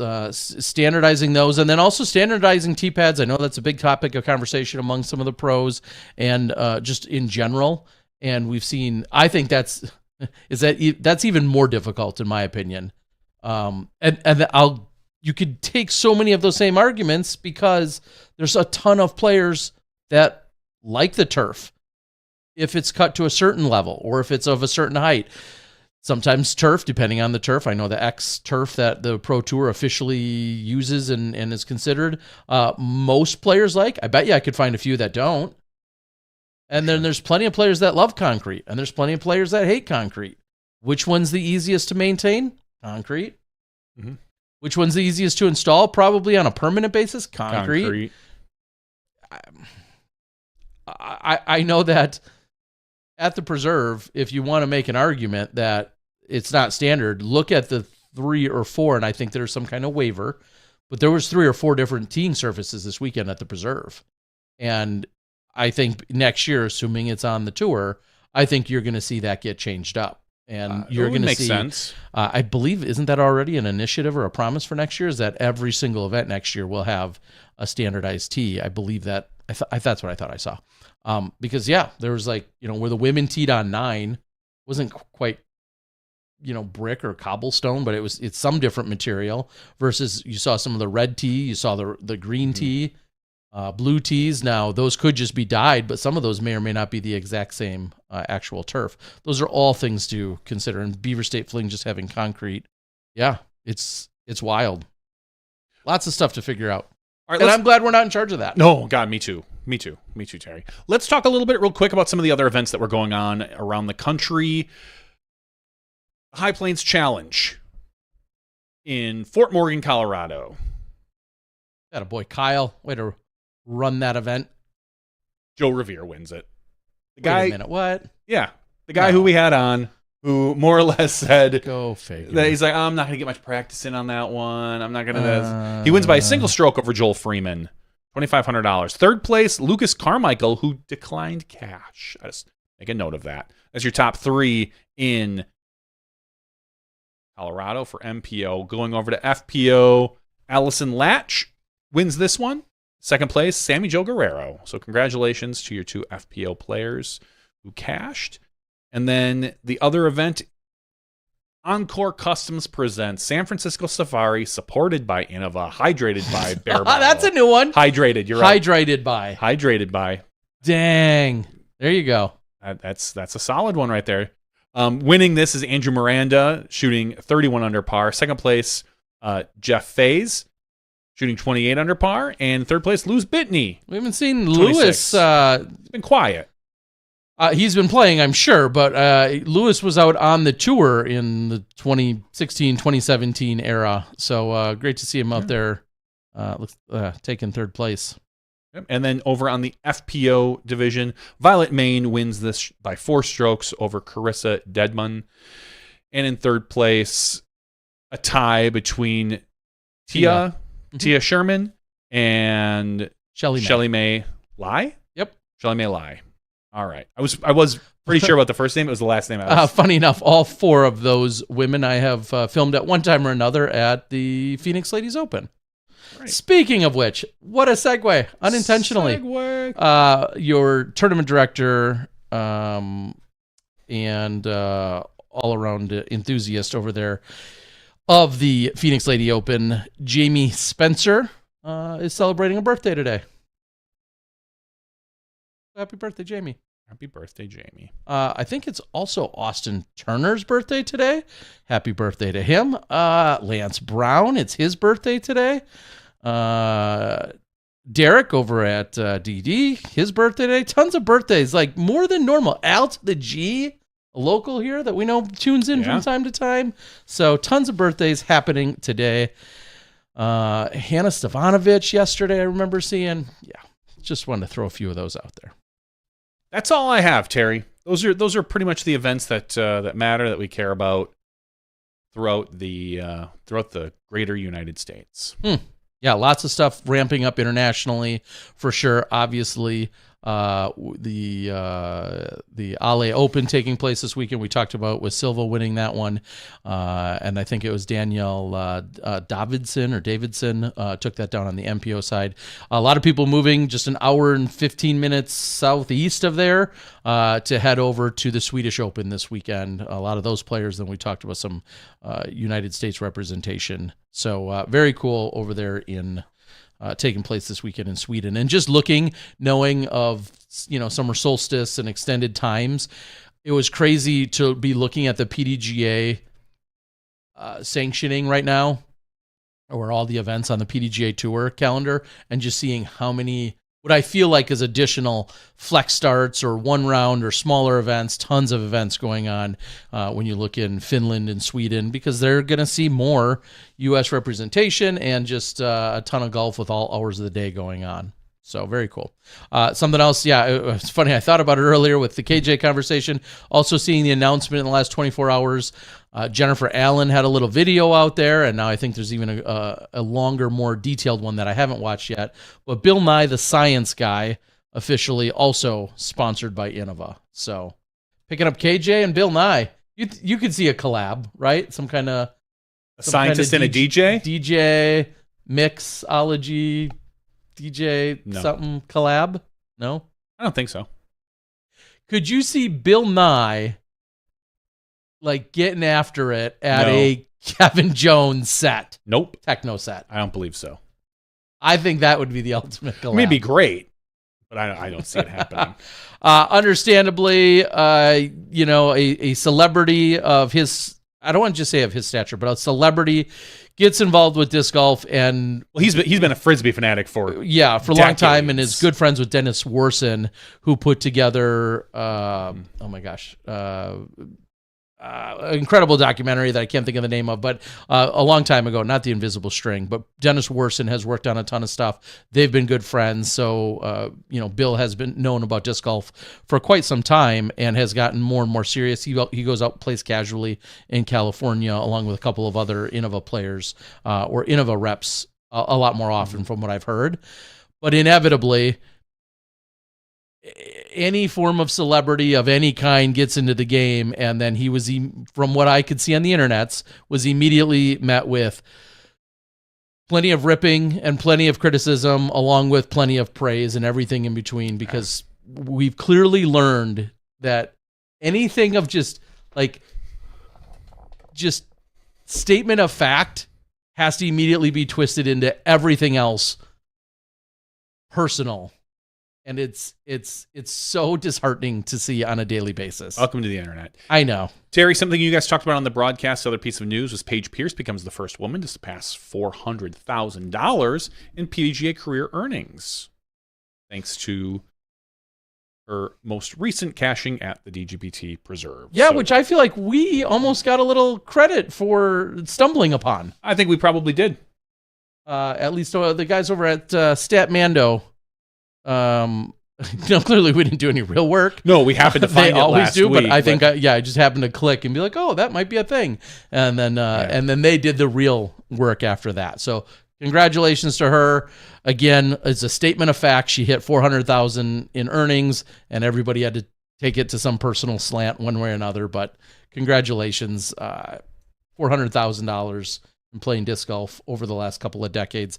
May not sound like a heck of a lot, but I can tell you anyone, whether it's her or anyone above her on the money list, it may not amount to a whole heck of a lot, annually or dollars per throw, but most of them are living their best life, and I can appreciate that. That's kind of all the news that's fit to print. Okay.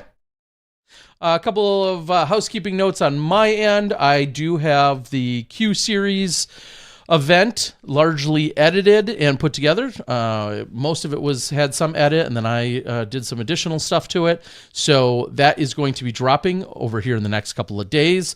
That is the Beehive Classic. That was a Q Series event that took place at the Fort, which nothing for nothing.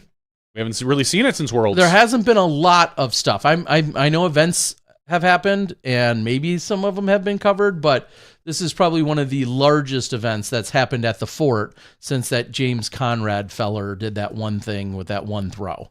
So I am excited to get that out for you guys in the next few days. So watch for that on my channel. Along with Pro Masters Worlds Doubles. I think I have the final round of that all edited together as well. So you can see how that unfolded. All right. In terms of actual other news and such, I think we've covered it all. We can wrap this up. We'll go into an after show where we'll give some stuff away and go from there. Sounds like a plan. Well, everyone, best of luck. Tons of players. Obviously Wysocki, who we were potentially going to have, but is what is it? 4 or 5 a.m. in Sweden or Norway, all those places, Finland.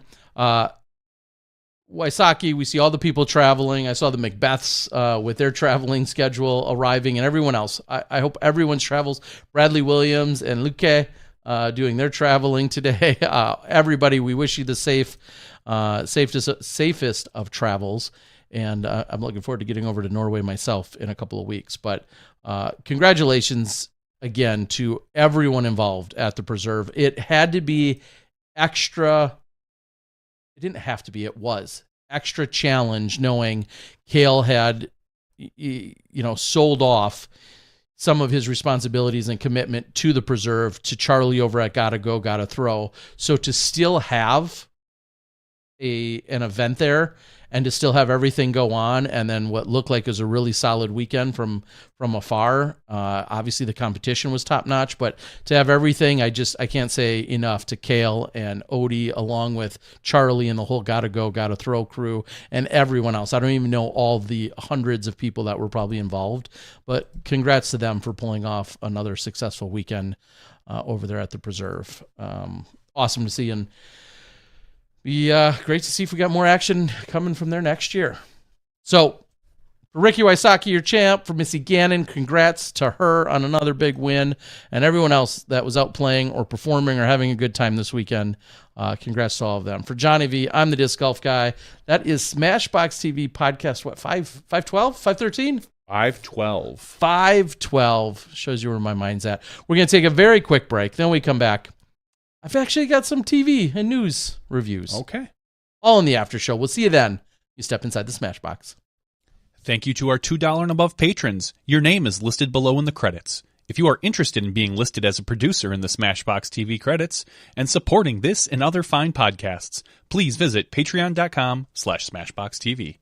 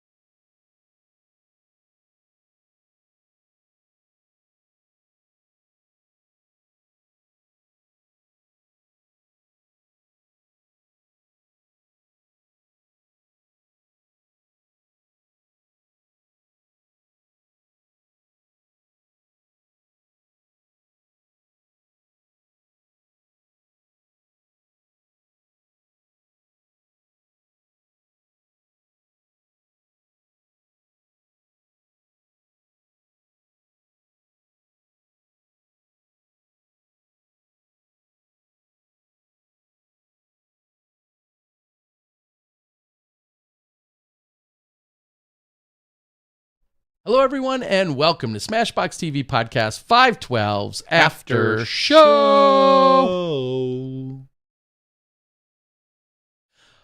I never thought during a broadcast, this one not scripted or intentional, I never thought I'd be able to drop Neil Diamond into a broadcast, but you're full of shit. Yes, you did. You always look for that. I do not.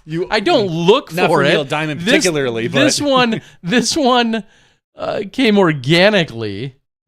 For some of you kids out there, even though I don't know if we have a whole lot of kid listeners, but for some of you younger folk out there, Neil Diamond is the gentleman that sang Sweet Caroline, which plenty of you know. And I guess in my reference at some point this weekend, he also had other songs. He was not a one-hit wonder, and that was not his only song. But anyway, it was kind of a roundabout way of getting there. I don't remember what it said. Something about bumbling, stumbling, or rambling man, something like that. I don't remember. Somehow Cracklin' Rose was in my head, which again, if you're not 50 or older, you have no idea what I'm talking about, and that's fine. My Neil Diamond influence coming from my mother. rest in peace, Mom. But yeah, it was funny how that randomly came about at some point this weekend.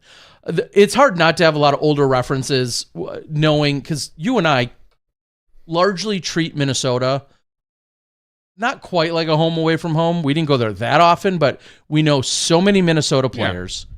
We're friends with so many people from Minnesota, and they come to Wisconsin a lot. More than we went there, if we're being honest. Mm-hmm. More Minnesota. That's how Kale, I don't want to say he didn't get put on the map because of that, but he came over to Wisconsin as much as he played in Illinois, or I'm sorry, in Minnesota, it felt like, in his early part of his career.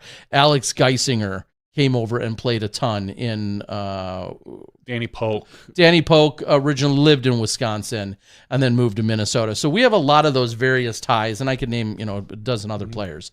And so it's funny, the kind of somewhat of the brotherhood that feels like we have with Minnesota players. Similarly with, for quite some time, it was more so longer ago, it was with Illinois and also with Michigan quite a bit. Just those were the people that we saw more frequently when there weren't a million tournaments a weekend. Mm-hmm. And so when you had a somewhat sizable tournament, people would travel a couple states to go then play there, and that was all part of it. So anyway, I also didn't correct myself, but I will now, for all those that are really worried about it. Masters Worlds in Minnesota isn't June next year. So erase it from your calendar because I mentioned it.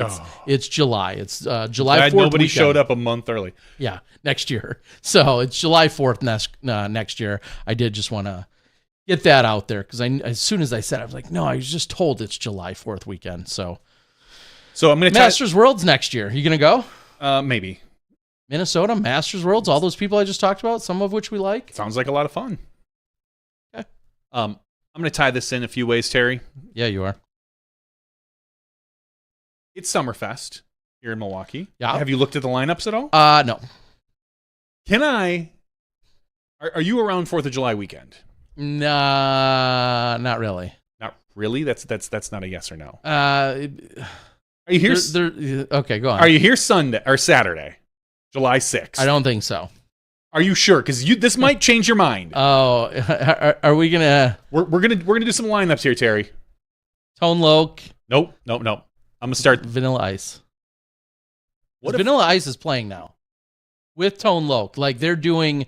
Okay. They're doing probably some county fairs. That's where I last saw Tone Loc. Let's be real, along with Bismarcky and Hammer, I think. Mm-hmm. But anyway, go on. Can I interest you in starting out with some Quad City DJs? No, they were truly a one-hit wonder, though. But you get their one hit, Terry, and then we can roll over this all on the same day. 2 hits. We'll give them 2. The Digital Underground. Okay, a little Humpty Dance, yeah.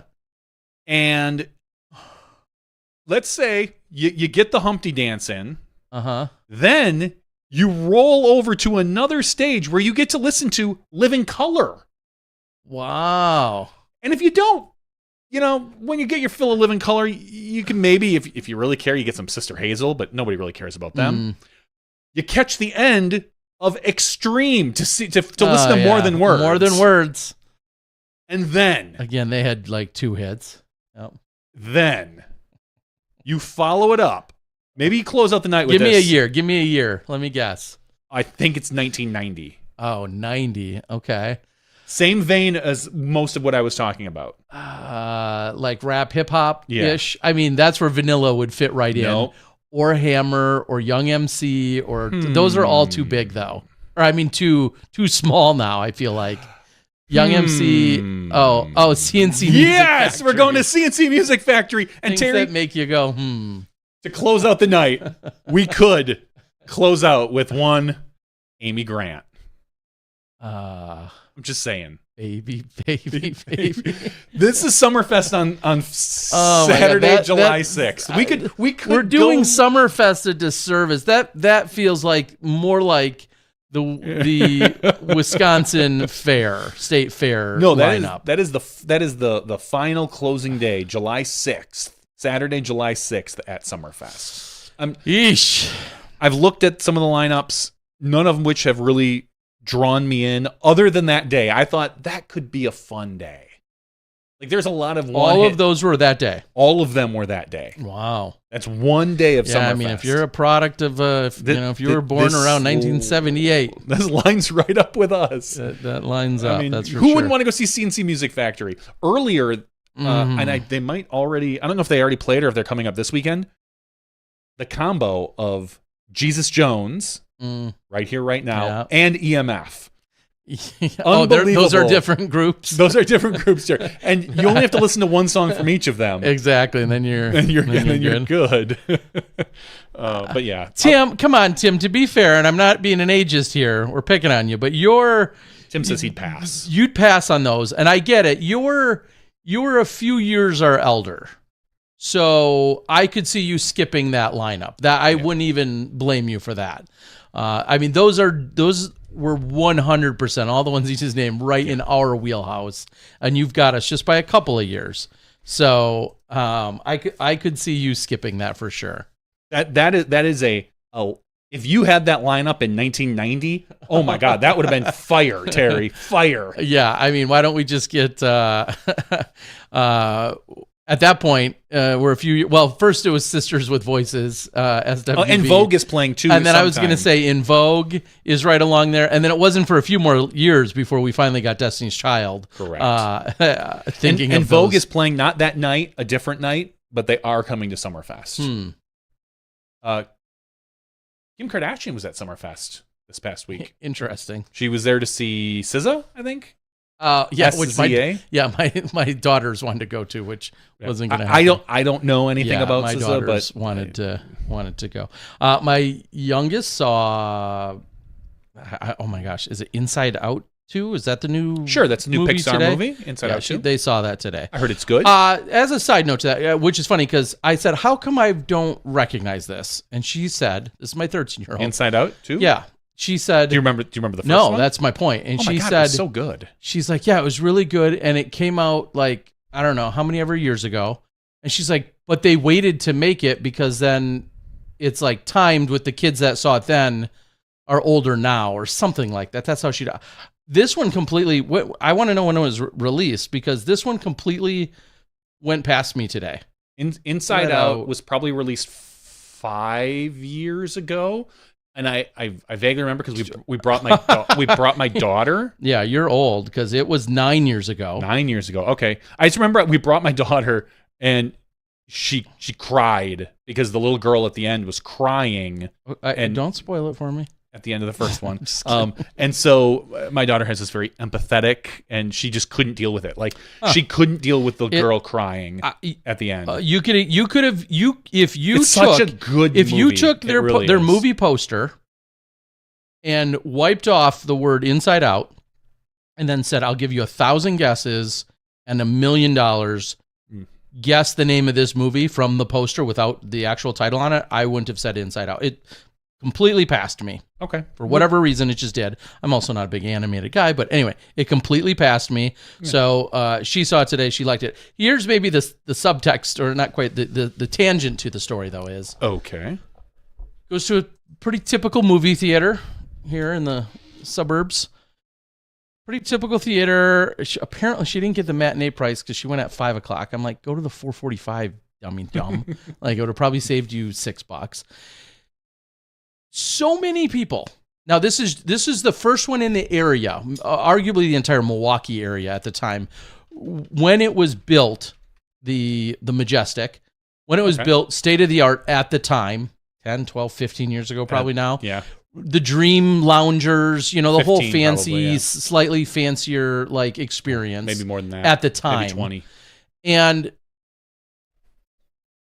so it's been around that long, and just slightly nicer seating, and you used to pick your own seats, all that stuff. Things we didn't do when we were kids, let's put it that way. Anyway, how many people walked in and out, obviously, with blankets? And I said to my daughter, who took one? Why? She's like, well, it's really hot out, which it was. It was disgustingly hot and muggy in Milwaukee. And so they go into the air conditioning where it's too cold? Where then apparently they keep the theater really cold. Okay. And then it wasn't just my kids, though. Yeah. We're talking about half the grown adults taking blankets into the theater. Today. When did that become a thing? That's what I asked. I literally said that to her. I said, because I've seen movies. We go to see movies, I wouldn't say regularly, but we live in the suburbs of Milwaukee, and I've never seen people take. And granted, I'm mostly going to see things like sci-fi and Marvel movies and the occasional kids cartoon, but we would never take a blanket. Never. I'm telling you, these people. I could understand wearing a sweatshirt. Like, that's me a little chilly. I know it's 90 out, but I'm going to bring the sweatshirt in with me. A blanket. Somebody on the board, please either confirm or deny this in your area. Again, it wasn't just my kid and her friend. We're talking about half. I sat there for a good 10 minutes because they didn't realize I was waiting for them in the parking lot and watched half of the participants that are either going in or coming out had blankets. Wild. Absolutely wild to me. Yeah, that is. I don't like that. Well, and then I even said, she said, I mean, maybe as a teenager I'd have liked it. Yeah, exactly. But then she said, yeah, and she's like, then it's so much easier to sneak stuff in too. And she's like, well, I don't know if they care anymore. Which is also a question that I'm a little dated on is, we see at a lot of your sporting activities or your big sporting venues, whether it was the Cubs game I just went to, or whether it's the Pfizer Forum or a Lambeau Field in Green Bay. Yeah. Like, clearly way more lax and lenient on people bringing in some kind of carry-in. There's usually restrictions, whether it's bottled or been opened or not, and what it is. But I feel like that's becoming apparently more common as well. Like, you used to sneak, when you're cheap like me, you'd sneak candy into, because you didn't want to pay $4 for a box of candy that you could have just bought for $1, at the local grocery store. For sure. But even my daughter's like, yeah, it's so much easier to sneak stuff in then too at that point. And I was like, yeah, another reason why I'm surprised they allow it. Yeah. But then she made it sound like she's not sure how much they care about you bringing stuff in anymore. I don't know. I've got so many questions, and I'm wondering if anyone else on our board is making any sense of what I'm talking about, but it seems wild to me. So there was that. All right, I've got, it's not, I'll loosely use the term review. Oh, geez. Have you? Probably not. It's on Netflix, and it's Shane Gillis, who's a stand-up comedian. I've not watched it yet. He's got a couple of, I think he's been successful in a few. You see some of the snippets and whatever, clips and whatnot. Do you know what I'm talking about? I vaguely saw something that he was promoting, that he's got a Netflix show. I have listened to very little of Shane Gillis stand-up, but I wouldn't say I'm a fan. Okay. Like, just in general, I don't find it funny. There's one, I think there's a line where you can be funny and inappropriate, and I don't think he hits the funny part very often. Just I haven't seen a ton of his stand-up. The most notable stand-up bit that people have probably seen out there is where he talks about having a nephew with Down syndrome, and that's like his main skit that I feel like has gone viral. I haven't seen a ton of other stuff. I've also seen him. I know he hosted a Saturday Night Live. I didn't get a chance to watch all. I watched it. He kind of bombed. Yeah. Okay. At least on the monologue part. Sure. There were some other parts that were hilarious about his thing, but the monologue he kind of bombed. So what I'm talking about is Tires. That's the name of it. It's called Tires. Premise is he's I'll call him almost degenerate, but he's this guy that works at a auto repair shop. Works at it's a step up from a Valvoline, we'll say, or a Pennzoil or a Jiffy Lube. It's like a step up from that, where they do a little bit more in-depth stuff.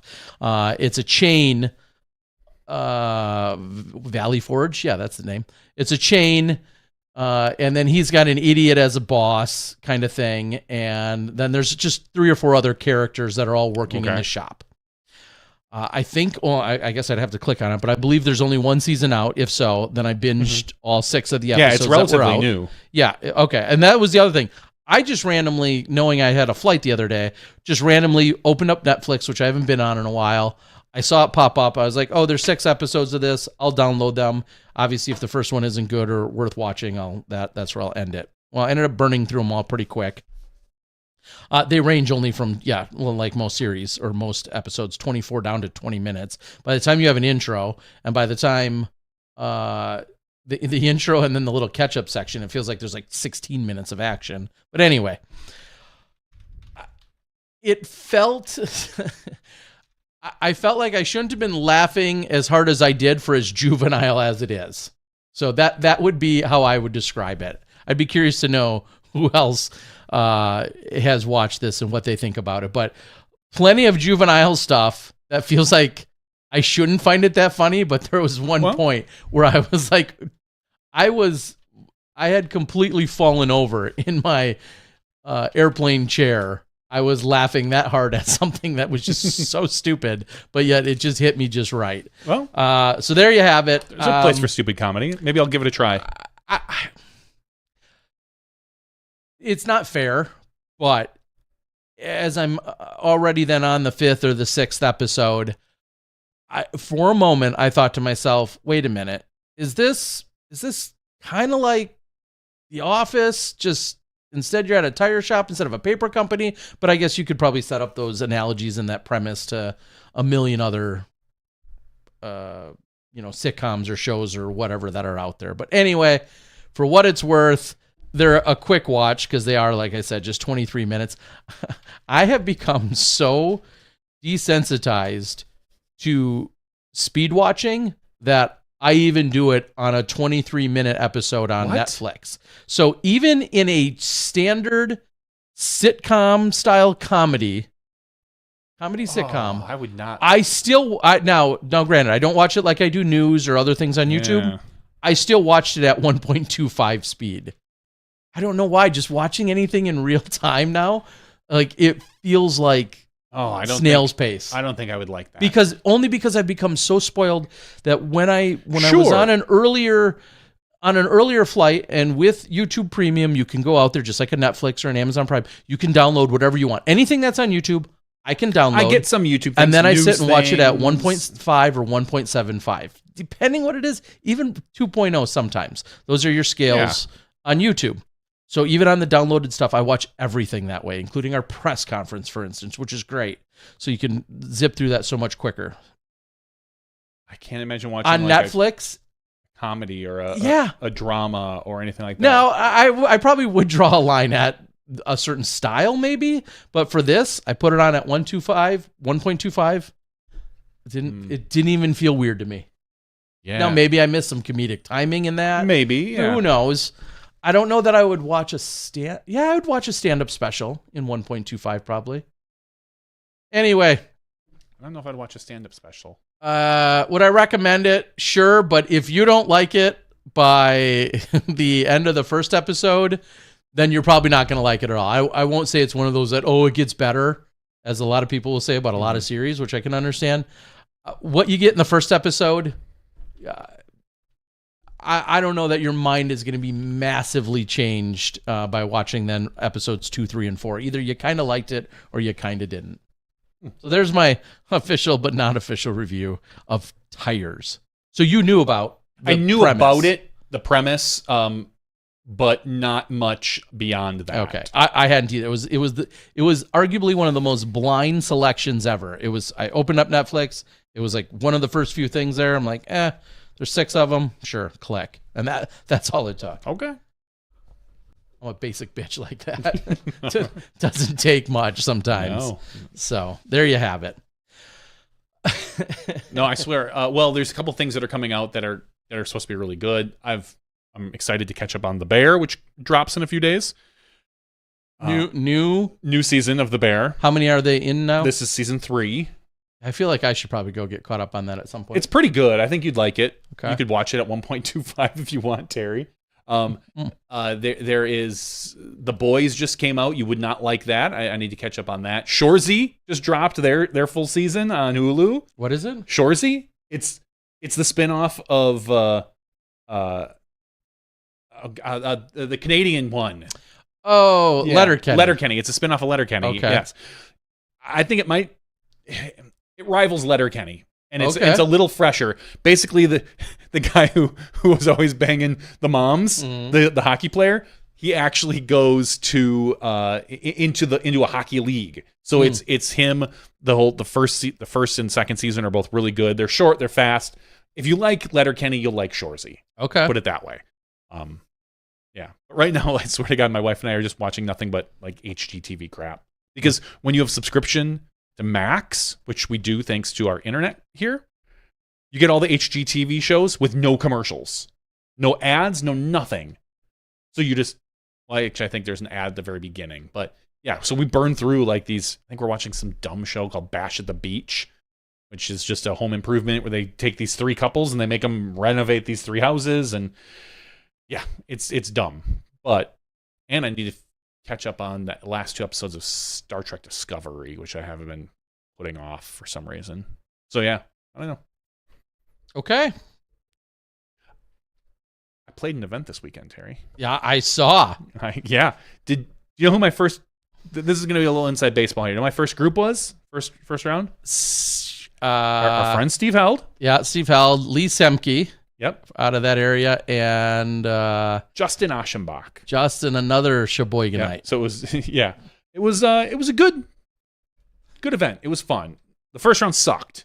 It poured on us like I haven't played in a decade. Yuck. I don't know if I've played the night before. And just for reference sake, everyone, Sheboygan borders Lake Michigan. It's about 40 minutes north of here. On the far east side, just north of Milwaukee, and far east side of the state, again, bordering Lake Michigan. And almost exactly, if you were to draw a line almost exactly 6 hours straight east of the preserve, that's essentially where Sheboygan is. But go on. Yeah, the storms that came through Friday came and hit us on Saturday. Okay. That night, Friday night, I debated calling the TD or messaging and saying, I'm not playing, because it looked like it was supposed to thunderstorm all day long. And all I think, I was like, I don't want to drive up there if it's going to thunderstorm, if there's going to be lightning. Like, if it was just like rain, I would still go and play. But I ended up going to play. Okay. Got to play with that great card in first round. Mm-hmm. Watched some of the worst golf I've ever seen by a friend of ours, by poor Lee. And who's from Arizona, who now lives in Arizona. Yep. So he couldn't handle the humidity. His hands is like, I just can't throw. Like nothing, no matter what towel I gave him or what birdie, nothing was coming out where it was supposed to be. It was ugly. It was really ugly. I saw his score and I was like, huh? It was really ugly, Terry. Okay. Like he could not grip anything is what he was talking about. So I felt bad for him. And then second round, I got to play with Justin again. I watched Justin get some of the worst spits I've ever seen in my life. We're playing on old Mach 3s. Yeah. So he had one just kind of spit right out at him. I watched one slice right through the chains, which is going to happen on Mach 3s. He doesn't putt extremely hard, but he did have some Mach 3 luck, I will say, and ended up. So in between, the first round poured on us. It was awful. I was sitting there looking at our buddy Steve with his cart with an umbrella with envy. I didn't have it. I had my Squatch bag and an umbrella. Second round, it was supposed to rain on us. Somehow it all held off. So we got a full great second round in. Was it then muggy? More muggy? Because it wasn't too muggy. It was warm, but it wasn't too muggy. But the ground, I mean, they had to. Not completely. They had to change a lot of the holes that we were going to play, shorten them up because of some of the flooding that's in the lowlands area. A friend of thanks Obama. Yeah, thanks Obama. Our friend Tommy Bryan came just to spot at one point.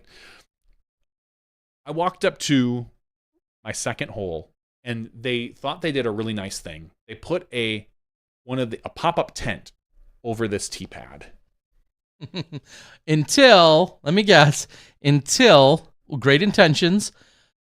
I'm guessing at some point the water, when coming off of the top of the tent, either then collected and or rained directly onto, or collected in a spot that then washed out or made everything else muddy, or the tee around it. No, not at all. The tee is actually an old wooden tee. So it's wood planks. Yep. Everything else is concrete, but this was wood planks, this one particular tee. And I don't know what the rule is on this, because it was our second hole. The pop-up tent covered me up to my chin. I stood on the tee, and I couldn't see because the pop-up tent was so low that it, like, literally Steve took a picture. You couldn't see my head. It's how low the tent was. Can I move that? Some request that of our show. Yeah, I know. Well, you can go. So, like, I don't know. And I didn't know. Like, could I ask my card mates to each grab a leg of the tent and lift it? Could we move it? Yeah, I mean, because that's like if a branch is hanging down, in theory. A branch is hanging down on the tee. It sucks that it's there, but... And I get the point. It was the TD had good intentions. He wanted to cover up this tee, which was, in general, not the best tee on the course. And sure. And it was the lowest point of the course. It was raining pretty hard, but it made me chuckle. And granted, the hole was all of...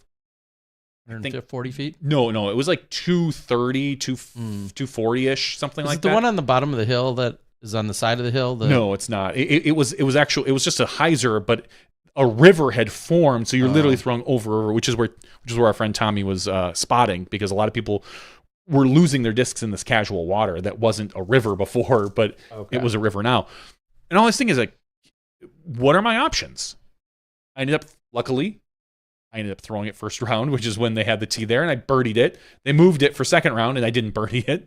Go figure. It was my second to last hole on the second. But what are my options if I walk up to a tee box and they've got a pop-up tent over the tee box, and I literally, our friend Steve, lefty, needs to throw a big anhyzer, couldn't. Or it was a lot harder because when you come through, it was right where you want to throw because it's so low. Why was it so low? Like, because they had it lowered? I don't know if they had it lowered or if it was just that's as high as it went, because the tee box was up a little bit because it was on it was made of wood, so it was on almost like a little platform. And then the thing, I chuckled at it. I was like, really? We left it the way it was. We all threw. I think. Little do you know, everybody else moved it when they threw. I didn't matter to me. Like I said, I birdied it. Huh. I don't care. I chuckled at it. I was like, yeah, what are my options? It was there before the round started, but yet, yeah, that's a really good one. I mean, I'd have to go look it up and exactly see what would get applied to that. I mean, there's an obstacle, but it's not meant to be an obstacle. It's not meant to be an obstacle. It was there for probably somewhat. You know, it's kind of like, at the preserve we saw, you see, as always, you can remove spectator ropes. Yeah. Obviously, it's not there for spectators, but, is it like a course asset, some of which can either get moved or not? I didn't know, and I thought I'd bring it up to you. I thought it was funny. I guess I'd have to think about how that would... Because I think of there's a few tee pads, and I think of one out at our local course where if you're standing on the back of the tee, especially you're standing on the back of the tee just because of the way the trees branches just hang down. The first 3 feet out of an 8-foot tee have a branch in your face. I don't have to worry about it the way you do. Thanks, or sometimes it hangs down right in front when you're throwing. But I think the fact that it's not even, it's part of, we'll say, your run up, as opposed to being part of the flight line is kind of what makes it interesting. Like, you can clear stuff when you're getting ready to throw, but that doesn't, you can't clear branches out over the top of you. I don't know. I guess that would be, that nothing for nothing. That's another reason why I know a lot of people say our rules are so damn complicated and it's just so obvious and it's black and white. It's not. No. I mean, there's a really unique, again, I'd have to go look it up, and maybe, and even then, even when I do look it up in the rule book later, I don't know that I've got it'll be a black and white obvious thing. Yeah, I'll have to think about that. Anyway, okay. But I did cash for $30. Yeah, you bottom did. cash. What do we say? Average like 930 some golf. Disc golf rich. Disc golf rich. So nice work. Yay me! It was a sopping wet $30. Actually, I don't know. He PayPal'd it to me apparently. So, but everything I had was sopping wet by the end of the. Yeah, that's the part that doesn't sound like we ran to our friend's parents' house who lives in Sheboygan. We threw all of our stuff in the dryer between rounds. Was there for like 20 minutes. When we got out, it was perfectly dry, and then kind of went on our way for the second round. Which thankfully we didn't need an umbrella for the second round. So. One of the, and this is something that kind of goes out what we talked about in the regular show that Kona Montgomery had, actually I just saw posted earlier today on Facebook. European Open, and I know we talked about kind of a lack of the U.S. representation in the FPO side. There's qualifying, and I know there's some other things that can go along with it, but there's qualifying where like Kona just qualified to play in the European Open with her performance this weekend, per the post she made today. On the MPO side, Nate Hecker, Jake Mon, Elijah Bickel, Noah Meinsma, and Conor O'Reilly. I think so dumb that it's so difficult because some of these players, if they're being truly budget conscious and you're not buying a ticket now. You're not likely. Now, if you want to play bad enough, you will, but it's going to cost you a lot more money than it would have 2 months ago or 6 months ago. It sounds crazy, but this qualifying should be last year. This qualifying for the 2024 European Open should have been done last year at the Preserve. Or cut off significantly earlier this year. I mean, if you want to continue it, but you should qualify last year. You should qualify at the event, say, cool, you've now qualified for the 2024. And then if you want to bring it up through April-ish, maybe May, yeah, but it's too late. Why would you would really have to be like desperate to play, or maybe your significant other is already going over there. Now you get the chance to go over, like if Colton was going over there. But if I just think it's such poor, I don't say scheduling, but just timing. It makes no sense. Like even USDGC. I'm sorry, USDGC. I think the cutoff of qualifying should be like June for USDGC this year. You shouldn't be qualifying probably into. But you're still fine with the Monday qualifying. That's yes, that's separate. If you want to show up and try to qualify, 100%, go for it. Great. We should be qualifying for these events the year before. But let's be a grown-up sport. I'll say this. I don't see them exactly as the same, largely because it's a 10 times bigger commitment for the majority of our players from the U.S. to go all the way over there. In the case of the USDGC, because of the USDGC and the overall scheduling, we're in North Carolina the week after the USDGC already, where most of your top players are going to be, a week or two before that. I guess you're all the way up at Maple Hill, so it's down the road still, but it's not nearly the commitment and effort it is to say, hey, I qualified, I'm going to still go to Rock Hill, as opposed to, hey, I qualified today. Do I go to another continent next week? And I would feel like I 100% feel different if you were in Europe and qualified for European Open. Yeah. So that's kind of to my point. Exactly. Proximity kind of matters. It does. To have a qualifiers across the world a couple of weeks before an event? No, it's stupid. I wonder what else. It's dumb. You should be qualifying before that. Can you qualify as late as Des Moines and then playing it 2 weeks later? Possibly. I don't know all the rules to the European Open qualifying, to be honest with you. Moronic. It does wonder. You do wonder, and I guess one of the maybe better examples on an MPO side would be, what if Luke Taylor qualified? Obviously, Luke's been playing hot more so as of recently, and granted, Luke's just 18, and just because you're on tour and you're playing well as of late, I don't think you necessarily should be guaranteed anything. But Luke Taylor has now finished in the top 10 the last 3 events he's played. Let's just say, maybe he already has, but let's just say he qualified today. It's not feasibly practical for him still to sign up, even though it seems like it would be reasonable for him to go from a competitive standpoint. And some would say, well, if you want it bad enough, you're going to go, right? I mean, Kona can still go. Luke could still go if he qualified. But the economics of it might make that much more prohibitive. I don't see a point. So anyway, just something I noticed that she posted it, which clearly means something to her. The fact that she's, that she has qualified. That's a different subject. Yeah, clearly. All right, Terry, you can qualify for our weekly giveaway. How? That sounds really tough. How could I ever overcome that hurdle or obstacle? You can do it as late as 6 minutes ago. 6 minutes ago when I downloaded the things. That's too soon. You're cutting it too close to the Sorry, drum. nope. You can if you sign up at patreon.com/SmashBoxxTV. Not only do you get the chance to win every single week automatically, just enter your name in. You get this podcast delivered to you tonight. Tonight? You get it delivered to you ad-free. And they could listen to it at 2.0 speed? Yeah, or 1.75 or 2.5 or 3. It doesn't matter, Terry. Do some of them go up to that? I'm sure they do, yeah. Okay. I just know YouTube maxes out at Yeah, I think some double of the speed. podcasts. But anyway, you can qualify here. Patreon.com/SmashBoxxTV. We have 134 people eligible for our giveaway right now. Terry, what number are we going to draw tonight?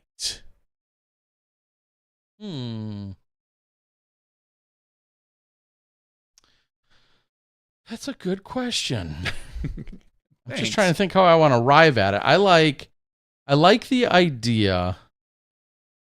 Let's just go with the first. Our very first one, I ordered them by first name reverse order. Or Z's are at the top. Okay, so Alex will be there should be an Alex at the top because he's got an X, so reverse on the X. No. Zach is at the top, Terry. Zach is at the top. All right, our very first number we're generating is 35. 35. So we're going to scroll down on 35. And it is R. Ryan Hunt. Ryan Hunt. Just missed Ryan Pilcher by a number and Ronald Harkey by a number. But we got Ryan Hunt. Congratulations, Ryan. You are our winner tonight. We will get your information. I'll send it to Terry Miller. He will get that all taken care of. Whoop, whoop. Whoop, whoop. That's all we got. I'll send you some half-off tires as well. I've got a code for that. All right. Thanks to our friend Shane Gillis. Yeah, something like that.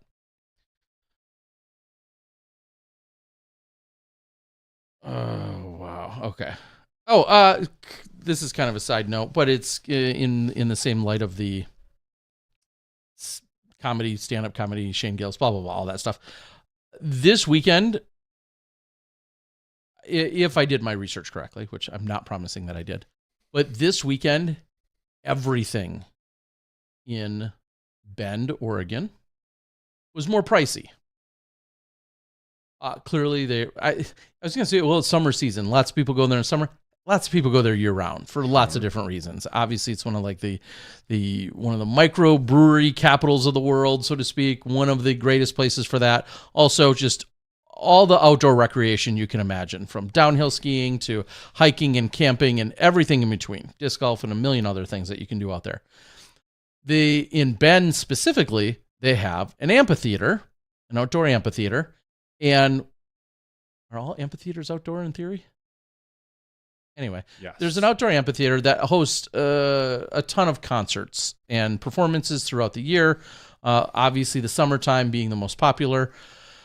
I noticed months ago, and I can't completely attribute it to this, but I noticed months ago, many, many months ago, when booking airfare and looking at hotels, namely the one or two that I typically stay at that are right next to Nate and Val's that are also the most budget friendly. All of that stuff, all that research, everything was way more expensive. When I Googled it just the other evening, it came upon that Matt Rife had a stand-up. I was going to say I was going to call it special. It's not. Matt Rife was performing on Saturday night. And That's why it was so expensive? And I believe just because of the crowds, Wow. and what any performances. Now, again, tons of great bands come through there, so on and so forth. But if his following is still as big as it was 6 months a year ago, when he started selling his tour, I mean, his tour sold out in minutes. That's what I've heard. He obviously was at the top of the comedy world. Then he had a special, which didn't do him any favors when that came out. But I think a lot of people were committed to being there. Anyway, that was happening on Saturday night, and it's just crazy how in a relatively small town like that, and it's small, it's not Emporia small. I'm not trying to imply that. I think it's 100,000.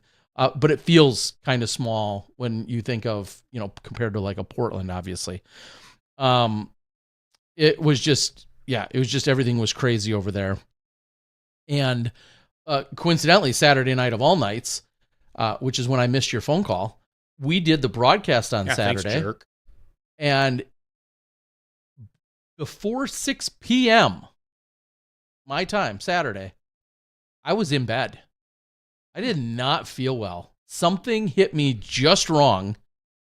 And it was a matter of like a splitting headache, which coincidentally Missy Gannon apparently had over in Minnesota, a migraine during round 2. Well, I was having not quite a migraine, but my stomach was queasy, my eyes hurt, my head hurt, I was warm, everything was like, and I have no idea how or what, and if it's still allergy related in any capacity, whatever it was, I have no idea. But all I know is I didn't have any intestinal issues or anything of that nature, but I know that Nate dropped me off. We were going to go to Bevel that night. Nate instead dropped me off. Within a half an hour, I was asleep. I slept for a good 6 hours, tossed and turned for a couple more, and then went back to bed for a few more. And then at one point, the next morning when I woke up, yours was one of the calls that I had missed, assuming you coming home from that tournament. So I slept through anything that may or may not have been going on within the city that particular night. But it was kind of interesting when Missy said on Sunday afterwards that she had a migraine she was playing through. And I was like, I don't know, maybe her and I were on the same wavelength, because it was just shy of a migraine for me in the booth, to the point where like I couldn't keep my eyes open. Everything hurt. I was very concerned at one point, like I may have to exit the booth and like go lie down on the couch, like mid broadcast. That's how bad I was feeling. It was absolutely wild. So for the most part, by the next morning, everything felt fine. I've had a dull headache for a couple days, but yeah, very, very bizarre. Well, you handled it like a pro. Yeah, thankfully nobody said anything. Nate just kind of kept looking at me funny, but overall, I powered through it. It was just really bizarre.